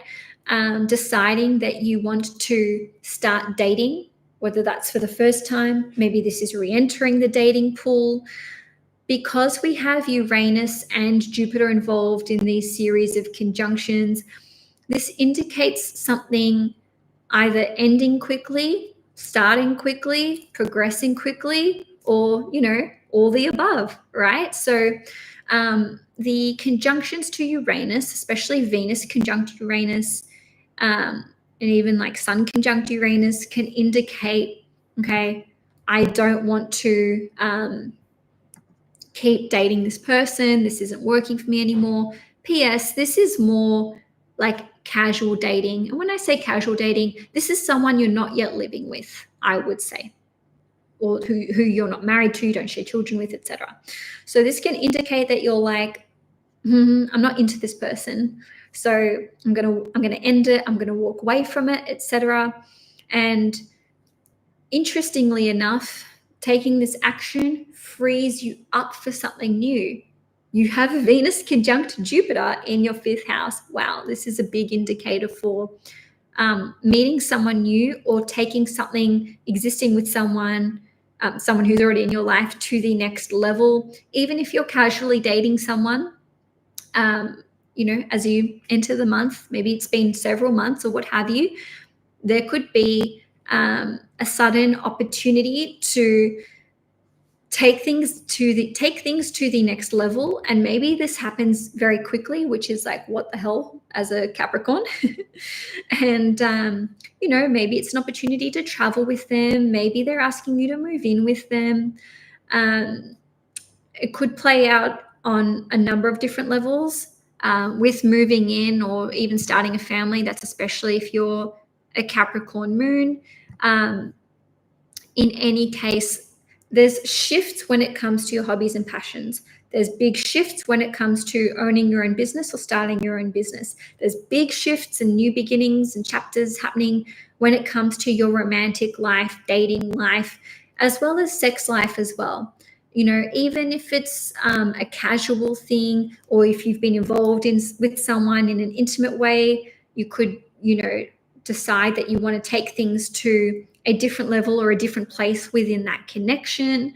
The fifth house, as I mentioned before, is also associated with children. So high level indicator for getting pregnant, or starting a family, or expanding your family further in one capacity or another. This includes adoption. This includes IVF treatment. This includes fostering children too. And the reason I say that is because Uranus rules over IVF, and I would say that There's also some kind of association to, let's say, fostering as well as adoption when it comes to Uranus. In any case, this can also indicate that there are big changes and shifts happening in the life of one of your children, probably firstborn child. In saying that, the fifth house rules over all kinds of children. All right. So to me, if you have kids, I would say, no matter what age they are, observe them, especially between, I want to say, like the 13th of May and the 23rd of May, if not the 31st, because there can be big developments happening in their life, how they conduct themselves, how they express themselves, whether they're talking, not talking. If your children are older, maybe they're getting into a relationship, maybe they're coming out of a relationship, or they're going on some kind of exciting travel adventure. And if your children are older again, or at that age, it could indicate that they're maybe even like going through big shifts in their relationship, or possibly even getting pregnant. So Capricorn, having all these activations to your fifth house is setting off a 12-month cycle, a series of 5 12-month cycles, which will conclude between about April and June next year, that is focused on your joie de vivre, your pleasure, your passions, hobbies, romance, dating, sex, your relationship with your child, just feeling more alive, feeling more confident. The fifth house is also associated with confidence. Just doing things for the joy of it. Of course, you don't need to monetize your gifts. You can just be incredibly gifted and talented and be like, hey, I sing, no one needs to hear it, but I know I'm the best, So this is just feeling happier again, feeling inspired, feeling more creative, maybe even discovering new creative talents and gifts as well. So those are just a collection of different ways that this set of new cycles could be playing out for you. So now let's finish with Jupiter transiting Gemini. So Jupiter is going to enter the sign of Gemini on the 25th or the 26th of May, depending where you live in the world, and it will remain in Gemini until around the 9th, the 9th of June in 2025. You have not experienced Jupiter in your 11th house, in your 6th house for 11 years. So this is a new 12-month cycle that is taking place. The 6th house rules over the following. It rules over work, how we are of service to others, our habits, our routines, our health. It is one of the houses that's associated with diet. So is the 2nd house. It's associated, the 6th house rules over debts that we owe, mortgages, pets too, and ultimately anything that is out of balance, okay? And hey, Jupiter is a planet which is associated with prosperity, abundance, blessings, and healing taking place. And wherever it transits, we want to learn more about this. And we learn more about it because we're interested in it. And we're interested in it because we either have experience in it already, or our experiences are leading us to want to know more. If that sounds like a riddle, it's not meant to be. All of this is to say that you will learn about the themes of the 6th house, and you will experience healings, blessings, prosperity, and abundance related to the 6th house and that which it rules over. Of course, this is a general reading, so the learning experiences and how this plays out for you will depend on your personal life and your personal chart. But ultimately, let's dive into it. Jupiter through the 6th house can indicate that you are taking on more work. Okay. Now, just so you know, Jupiter can expand what it touches, or it can give us freedom from that, liberate us from that if it no longer serves us. So for Capricorn, this is going to play out in a couple of different ways. I suspect you'll either be taking on a lot more work, increasing your hours, your workload is going to increase, your responsibilities are going to increase, or taking a break from work, not working for a period of time. Especially given that Jupiter rules over your 12th house, which can offer respite and like a reprieve from something. So if you've wanted to take a break, if you've needed a break, if you have other priorities that you need to deal with, then, in this 12-month period, for part of it, if not all of it, you may have a break from being of service and from working. If this is the case, Jupiter is involved with your greater purpose and divine timing and divine intervention. So somehow this is a blessing for your best and highest good. If you, choose to agree with that or believe in that, you don't have to, of course. Jupiter through the 6th house can indicate having a pet come into your life. Maybe you already have a pet or pets. This is more pets. You could be fostering a pet, adopting a pet, looking after animals or pets for another person. This can indicate that you are maybe getting your pet to have some kind of healing treatment. So this can bestow a blessing upon your pet or your pets, right? The 6th house is money that we owe. So on one level, this can be freedom from certain bills or certain expenses. On a different level, this can be, increasing your debt, because Jupiter can expand what it touches. Or you may be off the hook with one form or type of debt, but, it's increasing in a different area. Health-wise, Jupiter going through the 6th house, beautiful, amazing, big blessing, right? Second only to Jupiter transiting your own sign. So if you're a Gemini, Capricorn, healing is taking place for you. You're getting healthier. Okay. So, but even if you don't have Gemini in your chart, you're not a Gemini in your big 3, no stress. Jupiter through the 6th house is finding health treatments and practitioners that are in alignment with you. Maybe doing your own healing, maybe becoming a healer yourself as well. That's another way that could be playing out. With Jupiter ruling over the 12th house, maybe you're practicing 12th house themes for your work, meditation, yoga, hotel industry,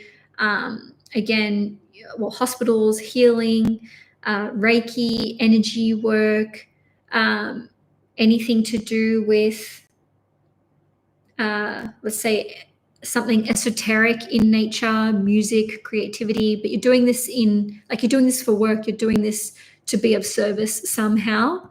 I'm just trying to think if there's anything I haven't touched on.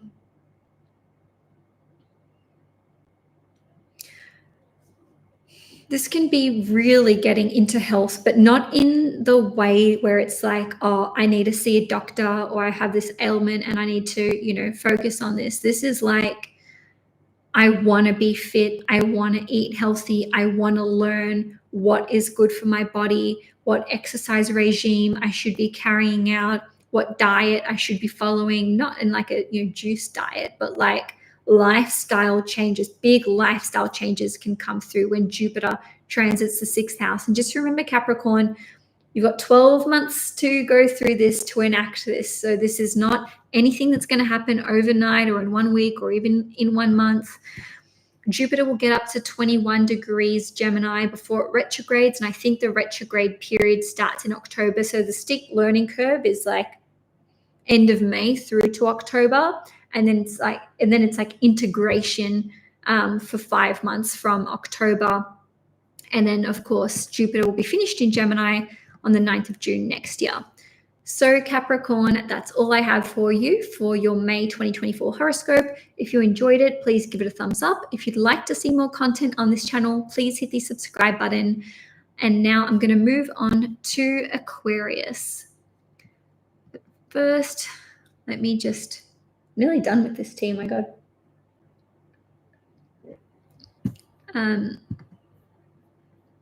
Let's see.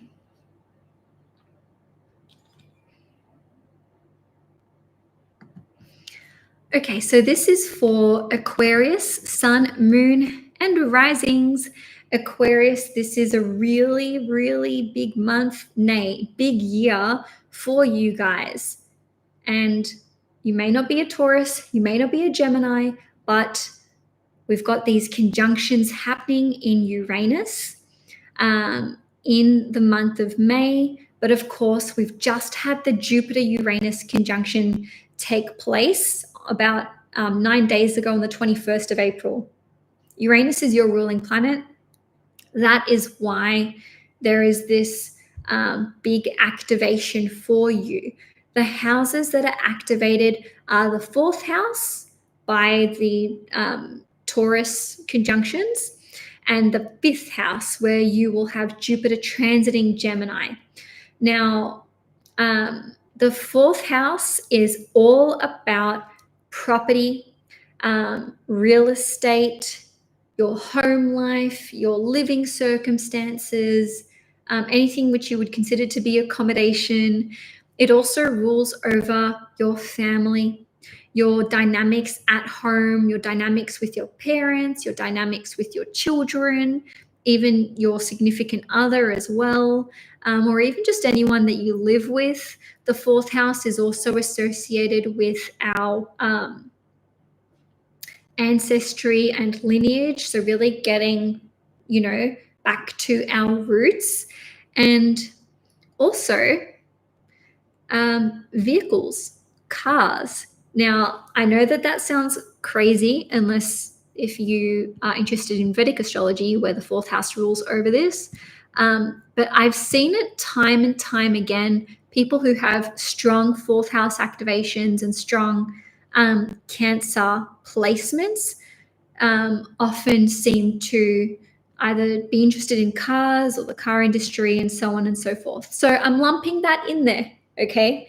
And I have theories on why that is, but I'm not going to bore you guys with the details.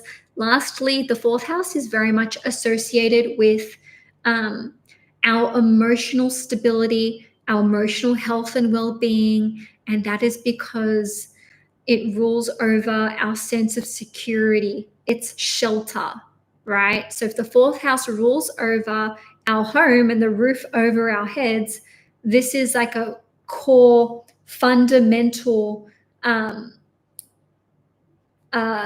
that we need in our lives in order to feel safe and secure. Okay, so Cancer, I'm going to run through the dates of the conjunctions in Taurus, and I'm only going to run through them once. So if you need to refer back to timelines and timeframes, you can refer to the description box below where I've got all of the dates and the transits.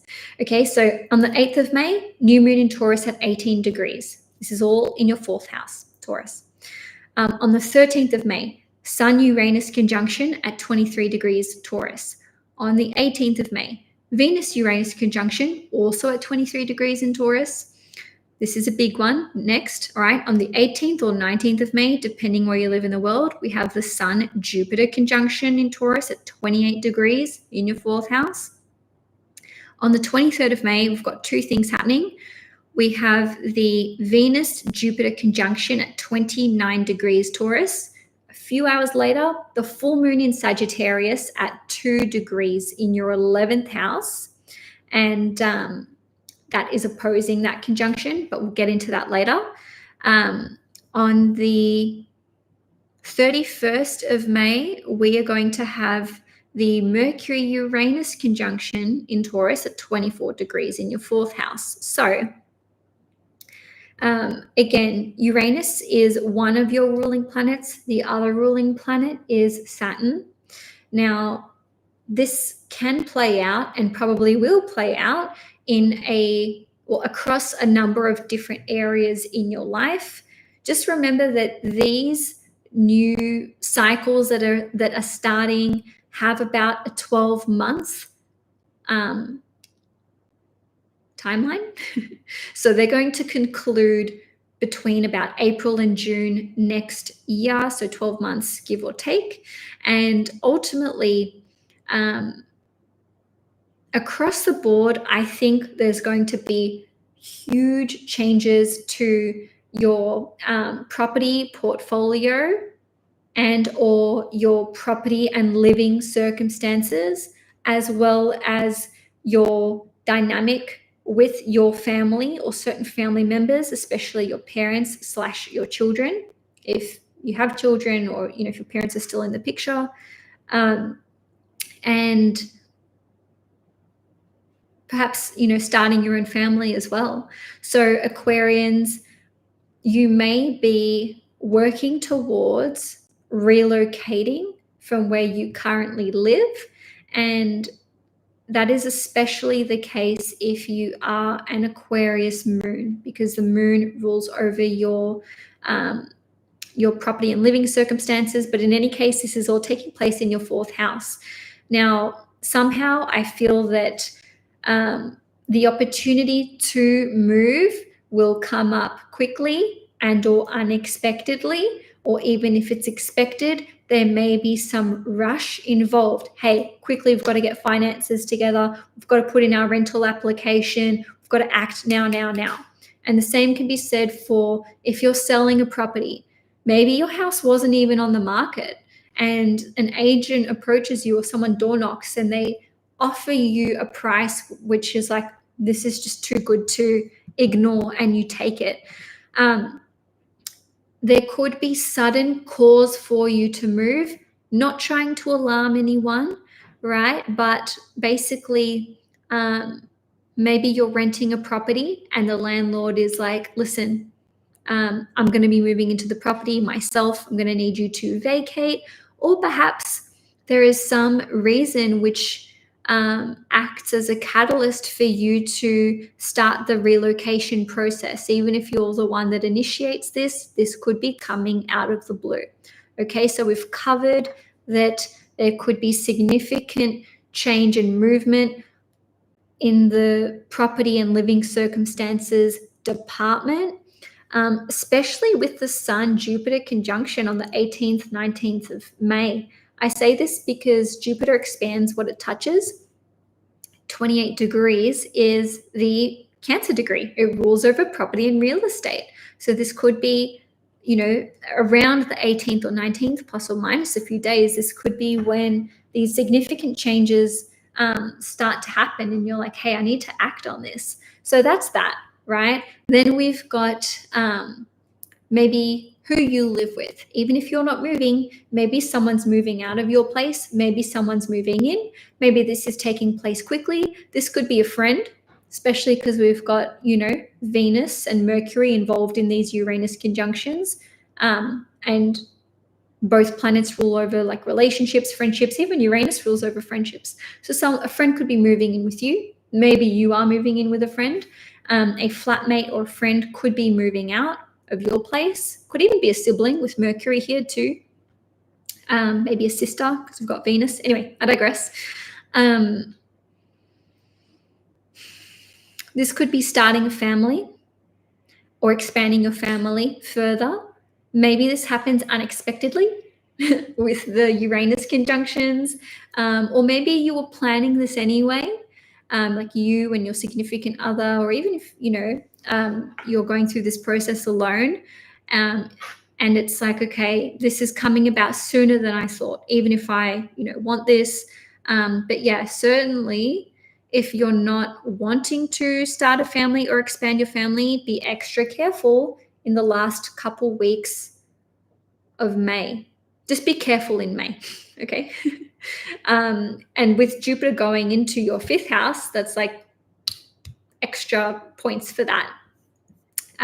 So yeah, it's a fertile time, guys. What can I tell you? In any case, if you have, children already, you've got your home dynamic set up, your family dynamic set up, there's a shift happening.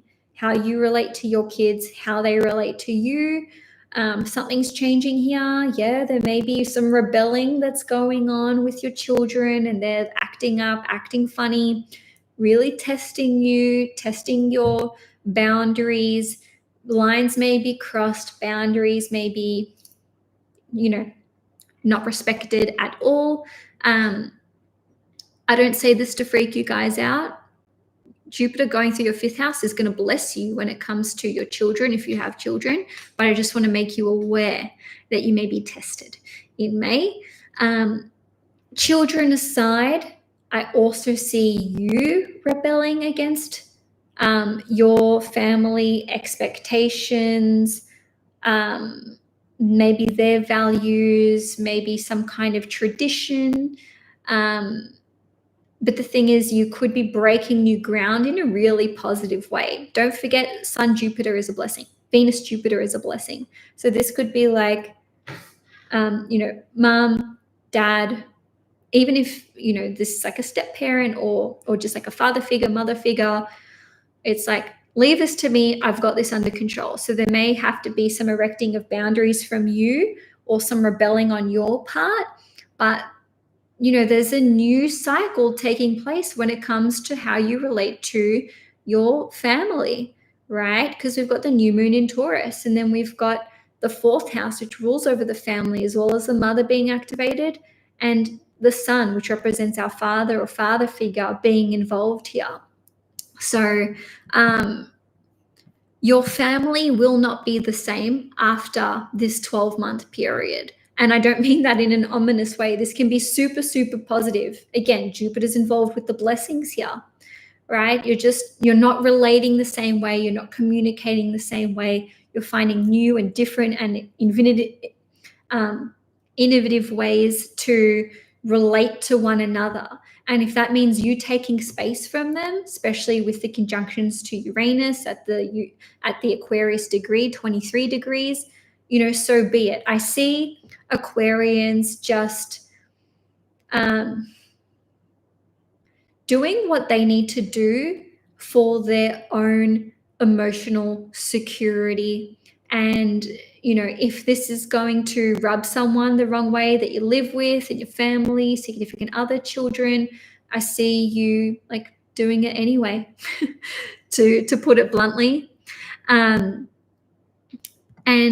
some of you may decide you want to relocate abroad, you want to live somewhere different. Maybe you were looking to rent somewhere or a type of place or house, or buy somewhere or a type of place or property, and you're like, nah, I don't want that anymore. Don't want an apartment. I'm after a townhouse. Don't need a block of land. I'm fine with a studio, right? Or just moving in with a friend. I hope that these examples help you to make sense of the month ahead. I'd be very curious to hear how this all plays out. Also, the buying and selling of vehicles is very, very possible over the course of the next 12 months, but especially in the second half of May. Okay, Aquarius. I think that's all on that front. No. The full moon in Sagittarius is taking place on the 23rd of May in your 11th house, and it is opposing that Venus-Jupiter conjunction in your 4th house. So the full moon in the 11th house can be achieving some kind of financial goal, receiving praise or acknowledgement for something that you've created or a piece of work that you have contributed in some respect. This can indicate you maybe going into business with a friend or sharing resources with a friend. Maybe there'll be an exciting social event for you to attend around this time. Just excuse me.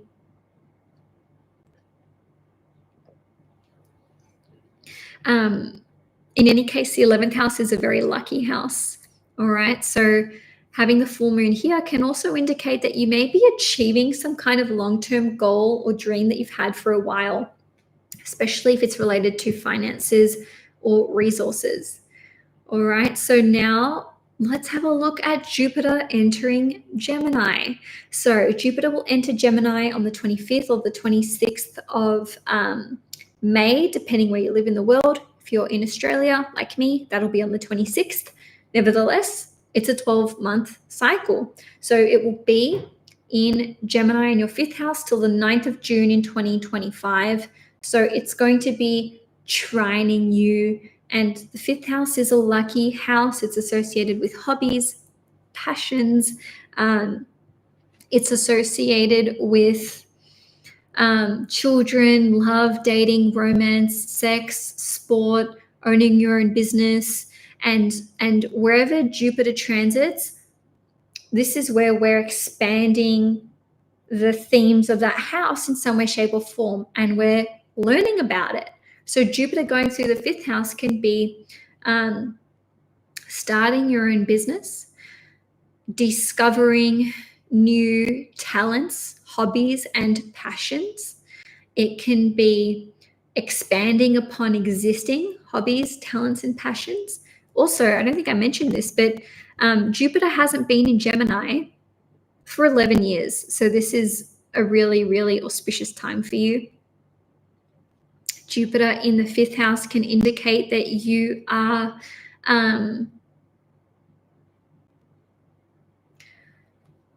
learning. When I say learning, taking an existing talent, natural gift, or ability that you have and really learning about it. And maybe you are going to take on some kind of higher level of education to expand upon this and develop it further. This is absolutely a time where you could be getting pregnant or starting a family. If you have children already, Jupiter going through your 5th house indicates that there is a blessing that's coming to them, especially for your firstborn child, but it doesn't have to be. This could indicate that your child is possibly getting pregnant. So maybe you are going to become a grandparent. Your child may be going on some kind of adventure. They may go on an extended travel trip. They may be moving abroad or interstate. They could be getting married or entering into a relationship, or they could be going off to college. They could be studying. Again, the 5th house is associated with love and romance and dating. So Jupiter through the 5th house can be finding love again, taking your existing relationship to the next level. If you've been dating someone, you're not that interested in them, this can be exiting that relationship, but both can be true. You could walk away from a relationship or a connection, like a casual connection that you have with another person, and be entering something new. This can be a time of like dating multiple people, just going out there, having fun. Jupiter through the 5th house is a fun time, guys. Parties, events, friends, socializing. The 5th house is leisure time, vacations, enjoyment, etc. So, these are things that you could be doing. You're just enjoying your life, and good for you, as you should. The 5th house is also associated with creativity of all kinds, as well as creative writing. So you may write a book during this time. You may just get into something in a creative sense. And because Gemini rules over multiples of things, I feel like you'll be actually discovering a variety of different hobbies and passions, and you're pursuing lots of different directions when it comes to expanding your mind, expanding your horizons, and just learning and creating for the joy of it. Okay, Aquarius. So that's all I have for you for May 2024. If you enjoyed this horoscope, please give the video a thumbs up. If you'd like to see more content on this channel, please hit the subscribe button. Lucky last, I'm going to move on to Pisces. So this is for Pisces risings, suns, and moons. Just bear with me, Pisces. No, need more. Really have to keep my throat lubricated for these extended readings, which I never plan for them to be this long. They just are. So, Pisces, risings, suns, and moons. The two houses which are hugely activated for you in the month of May will be the third house and the fourth house. Now, there are 6 new cycles that are starting. 5 of them are in Taurus in your third house, and the other big cycle that's starting is Jupiter entering Gemini in your fourth house, which I will get to at the end of the reading after I've done Taurus. I'm only going to go through these dates once. If you need to refer back to them and the transits, you can check the description box below. On the 8th of May, there's a new moon in Taurus at 18 degrees. On the 13th of May, there's a Sun-Uranus conjunction at 23 degrees Taurus, all in your third house. On the 18th of May, there's a Venus-Uranus conjunction, also at 23 degrees in your third house. On the 18th or 19th of May, depending where you live in the world, we've got the Sun-Jupiter conjunction at 28 degrees Taurus. On the 23rd of May, we've got the Venus-Jupiter conjunction at 29 degrees Taurus. Also on the 23rd of May, just a few hours later, we have the full moon in Sagittarius at 2 degrees in your 10th house. Lastly, we've got the Mercury-Uranus conjunction at 24 degrees in Taurus on the 31st of May.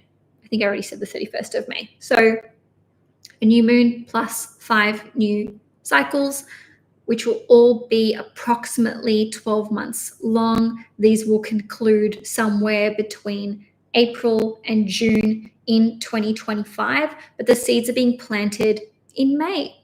All right, so first and foremost, we need to understand what the third house rules over. And it actually is a really busy house. It is a busybody house. It rules over a lot. It rules over friends, siblings, relatives, clients, co-workers, sales, small groups of people. It also rules over anything to do with management, writing speeches, writing in general, marketing, social media, vehicles, transport, like short-term travel, education in terms of like short courses, and qualifications too, like diplomas, licenses, and that kind of thing. Of course, it'll be ruling over other things as well, but that's just, in a nutshell for you. Okay, so there's lots of new developments that are happening in these areas. It is a business house as well. And basically, this to me indicates that for many Pisceans, you are making new friends. You may discover a new group of friends, probably like a small group, less than 10 people, I would imagine. This can indicate starting something in your local neighborhood or community, which the third house also rules over. So maybe you're getting new neighbors, maybe you're meeting your neighbors or people in your community. You're getting acquainted with your local surrounds in some way, which is exciting to you. This also indicates the potential to go into business with a friend or even a sibling, okay, because the third house rules over siblings, and possibly even extended relatives like aunties, uncles, cousins, second cousins, and so on and so forth. So these new cycles indicate the start of something new, but the conjunctions to Uranus can indicate the breaking away of something old in order to welcome something new in. It doesn't mean that you're leaving one thing for another thing. Ultimately, though, this can indicate potentially a falling out with a friend, maybe a sibling. But just remember, guys, that Jupiter is here. Venus, Jupiter is bestowing you with a huge blessing. So is the Sun and Jupiter too. So ultimately, I feel that there is a lot of potential to overcome issues, but they could be precipitated by a disagreement or just having a difference of views or opinions, especially with the Sun-Uranus conjunction and the Mercury-Uranus conjunction. Obviously, we've got some contradictory information here, but just roll with it, okay? Basically, Jupiter can be expansion, healing, growth, progress, but then Uranus can be liberation, walking away, a sudden split or sudden departure. So that's why we have this seemingly paradoxical energy, which is coexisting somehow. And it could be that some friendships or connections are falling away and other ones are coming in kind of simultaneously. This can indicate offering new services, discovering new clients, selling new products or different products, maybe starting a social media page or a website or a new business. Like I said, you could go into business with a friend or with a sibling or extended relative, or you could just be forming a new a new business partnership or alliance in some way, shape, or form. You could be landing a really big fish deal, sale, all right, and that is indicated by the full moon on the 23rd of May taking place in your 10th house. So it's career related and it's opposing Venus, Jupiter, which are the two benefic planets coming together at 29 degrees. So this could very well be related to something to do with finances or resources, especially because 2 degrees is the Taurus degree, which is associated with finances and resources. So there may be some work project which comes to a conclusion around the 23rd of May, or you could just be getting noticed at work or by your boss or in a professional capacity with that full moon taking place in your 10th house. With all of these conjunctions occurring in the 3rd house, you may be learning something new, studying something new, learning something with a sibling or with a friend. Okay, you don't have to just start a business together. You don't even have to do that. You could just be like, hey, want to learn this with me? Want to do this short course with me? You yourself could be developing some kind of educational course content or course material. Gosh, I don't even think that I mentioned this at the beginning. Oh, that's because I haven't gotten to it yet. I was going to talk about Jupiter changing signs, but before I do, just know that Jupiter's activities, its conjunctions, its aspects by transit or to your natal chart. So headline, any aspects that Jupiter makes indicate you because it is your ruling planet. It indicates you and what you're doing. Yes, so does Neptune, but Jupiter moves faster, so it's more indicative of these changes that you make on a conscious level, which would be happening faster than Neptune, which has a 14-year orbit. Anywho, so basically, to me, this indicates that you are putting your energy and effort towards learning something new, upskilling, maybe procuring a new or another vehicle, license, diploma, qualification. This isn't something that takes years and years and years, like a master's or a PhD or college. This is like probably short courses that take several weeks or several months or even like a 1-year cycle. Having said that, the Jupiter-Uranus conjunction that we had at 21 degrees Taurus 9 days ago on the 21st of April does indicate that you've started this new 13, 14-year cycle of just learning, expanding within your local community, knowing who your neighbors are, maybe wanting to, make more friends and learn new things. So it could even just be like a bunch of different, could even be like in a bunch of different areas. Just remember, guys, Jupiter rules over your 10th house and your 1st house. So this could be upskilling. Hey, I want to take a course on how to run a business, sales, marketing, how to start a website, different services that I can offer. I see you investing in your skills to benefit your career, to benefit you in terms of the industry that you're working on. Okay, so it's a big 12-month period of learning for you guys, Pisces. Now, is that all I want to say? Yes, on that. Let's look at Jupiter changing signs. So Jupiter will enter Gemini on the 25th or the 26th of May, depending where you live in the world. If you're in Australia, this will be on the 26th of May. I'm in Australia, hence mentioning it. And Jupiter will be in Gemini for about 12 months till the 9th of June in 2025, at which point it will enter Cancer. So again, Jupiter is your ruling planet. Wherever it goes, whatever it's doing, whatever house it's transiting, this is you. This is where you're putting your attention, energy, and effort. So it's in the 4th house. The 4th house is about property, real estate, farming, gardening to an extent. So is the 2nd house. It's about ancestry, lineage, your family, your parents, children, anyone who is dependent on you. Okay. Your emotional security, anything that makes you feel secure or insecure as well. And relationships. It's a really relational house. So Jupiter going through the 4th house tells me that's where you're focused.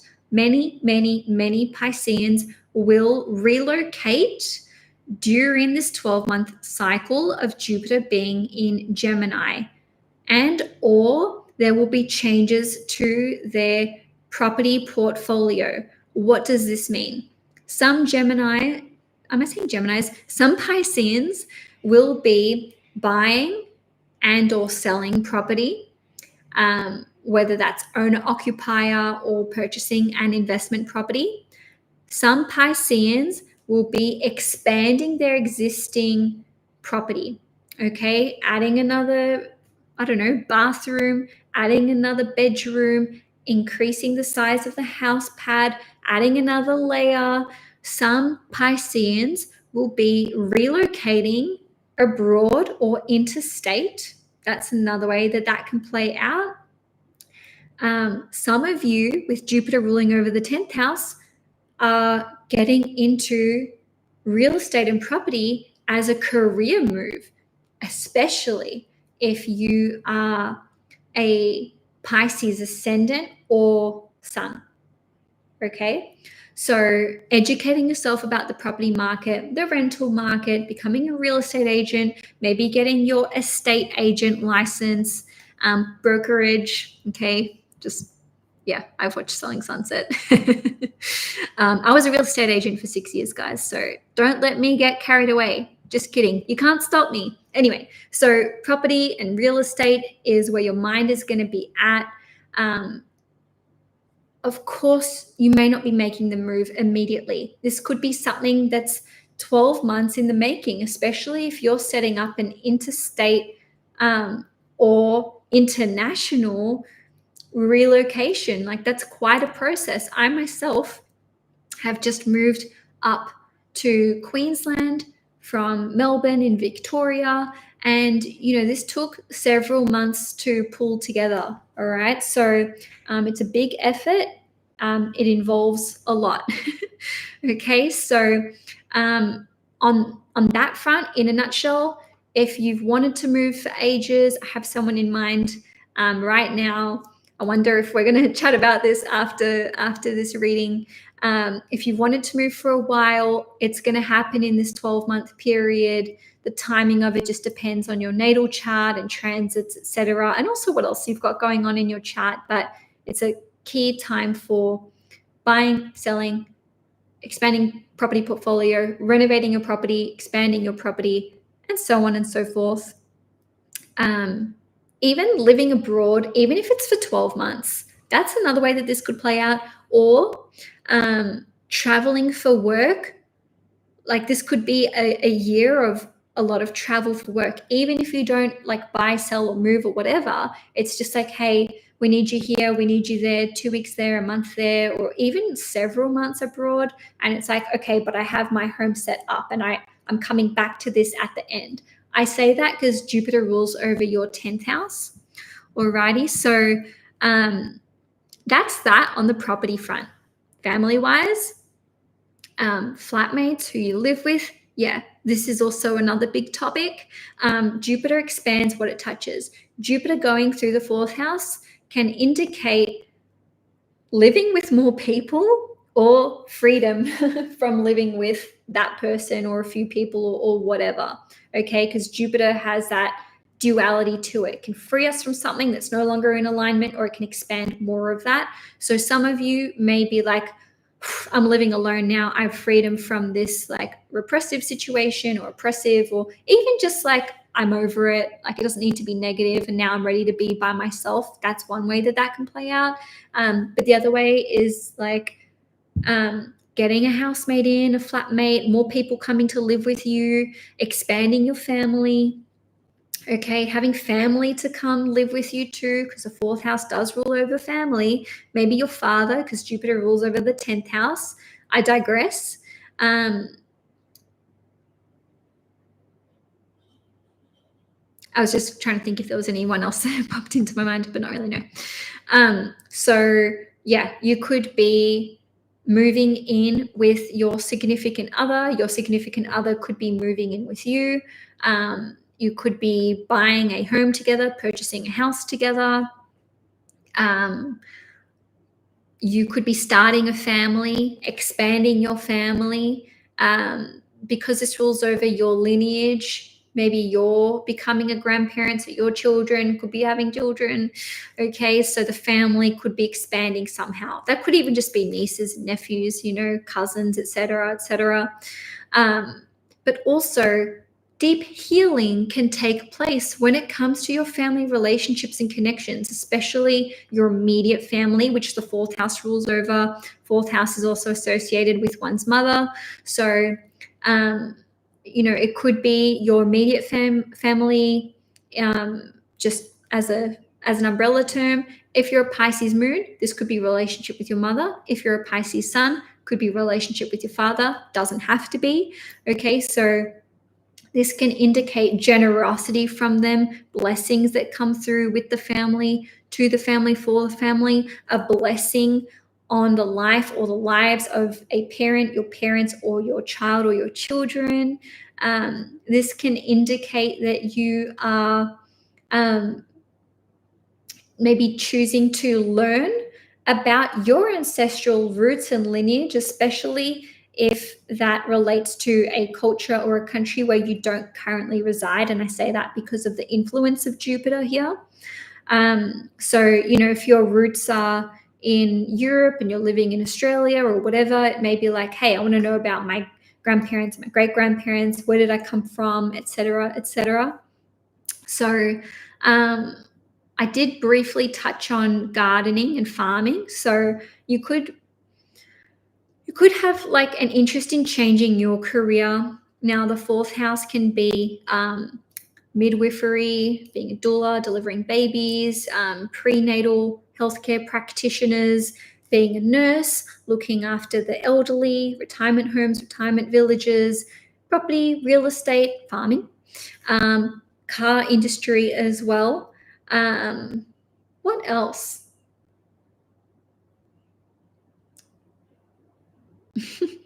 Cooking too. Healing, anything to do with healing, nurturing, nourishing, and also women's, anything to do with women, okay, the reproductive system. I recently met with a woman who does uterus healing. And then a few days later, I met with I came across someone else who does that too. So, there's a whole range of different ways that this could be playing out. Jupiter through the 4th house, breast enhancement. Okay, that's just a random one. It's just popped into my mind. That was not on my list. But who cares if it was? So yes, we've talked about family. We've talked about property and real estate as well. In terms of these career changes, if I didn't mention it already, this is probably more so going to take place or be of interest to you and relate to your chart. If you're a Pisces rising or a Pisces sun, less so Pisces moon, unless you're interested. Look, just it could be any of the above. Pisces moon, sun, rising, doesn't matter. Okay, just take what resonates and leave what doesn't. Ultimately, I see you educating yourself on healing, something to do with your home, improving your home somehow. Even if you don't move, even if you don't relocate, Jupiter here can be like, I want to educate myself, maybe about building. Okay, so you could be doing some kind of builder's course as well. Interested in construction, it doesn't just have to be real estate. Home interior design, especially for homes, etc. And yeah, anything to do with healing, and also women's circles as well. Last but not least, I just wanted to say that on a deep and emotional level, Jupiter going through the fourth house offers so much healing and love and unconditional support and love to you. And I have no doubt that for many of you, this will be you expanding your heart chakra out to others, helping other people, welcoming them into your home, maybe entertaining in your home or healing from your home. I see there being huge blessings being bestowed upon your family, your parents, your children, and also, of course, your relationship with them as well. So if you have felt like you could never possibly heal that relationship that you have with your mom, your dad, your grandparent or grandparents, or your children, or your child forgiving you for something, or vice versa, Jupiter through the fourth house can really bring huge blessings and miracles to the family unit and dynamic. So I would say, hold out hope and just center what you want to bring into this life and create in your life in love. Okay, Pisces. So that's all I have for you for May 2024. If you enjoyed this horoscope, please give it a thumbs up. If you'd like to see more content on this channel, please hit the subscribe button. And of course, I will be back for my June 2024 horoscopes next month. If you want to follow along with what I'm up to in between, and transits, and having more information about astrology week to week, you can follow CAISTROLOGY on Instagram, as well as Facebook, and also Telegram. Anyway, enjoy your May 2024, and I'll see you guys next time.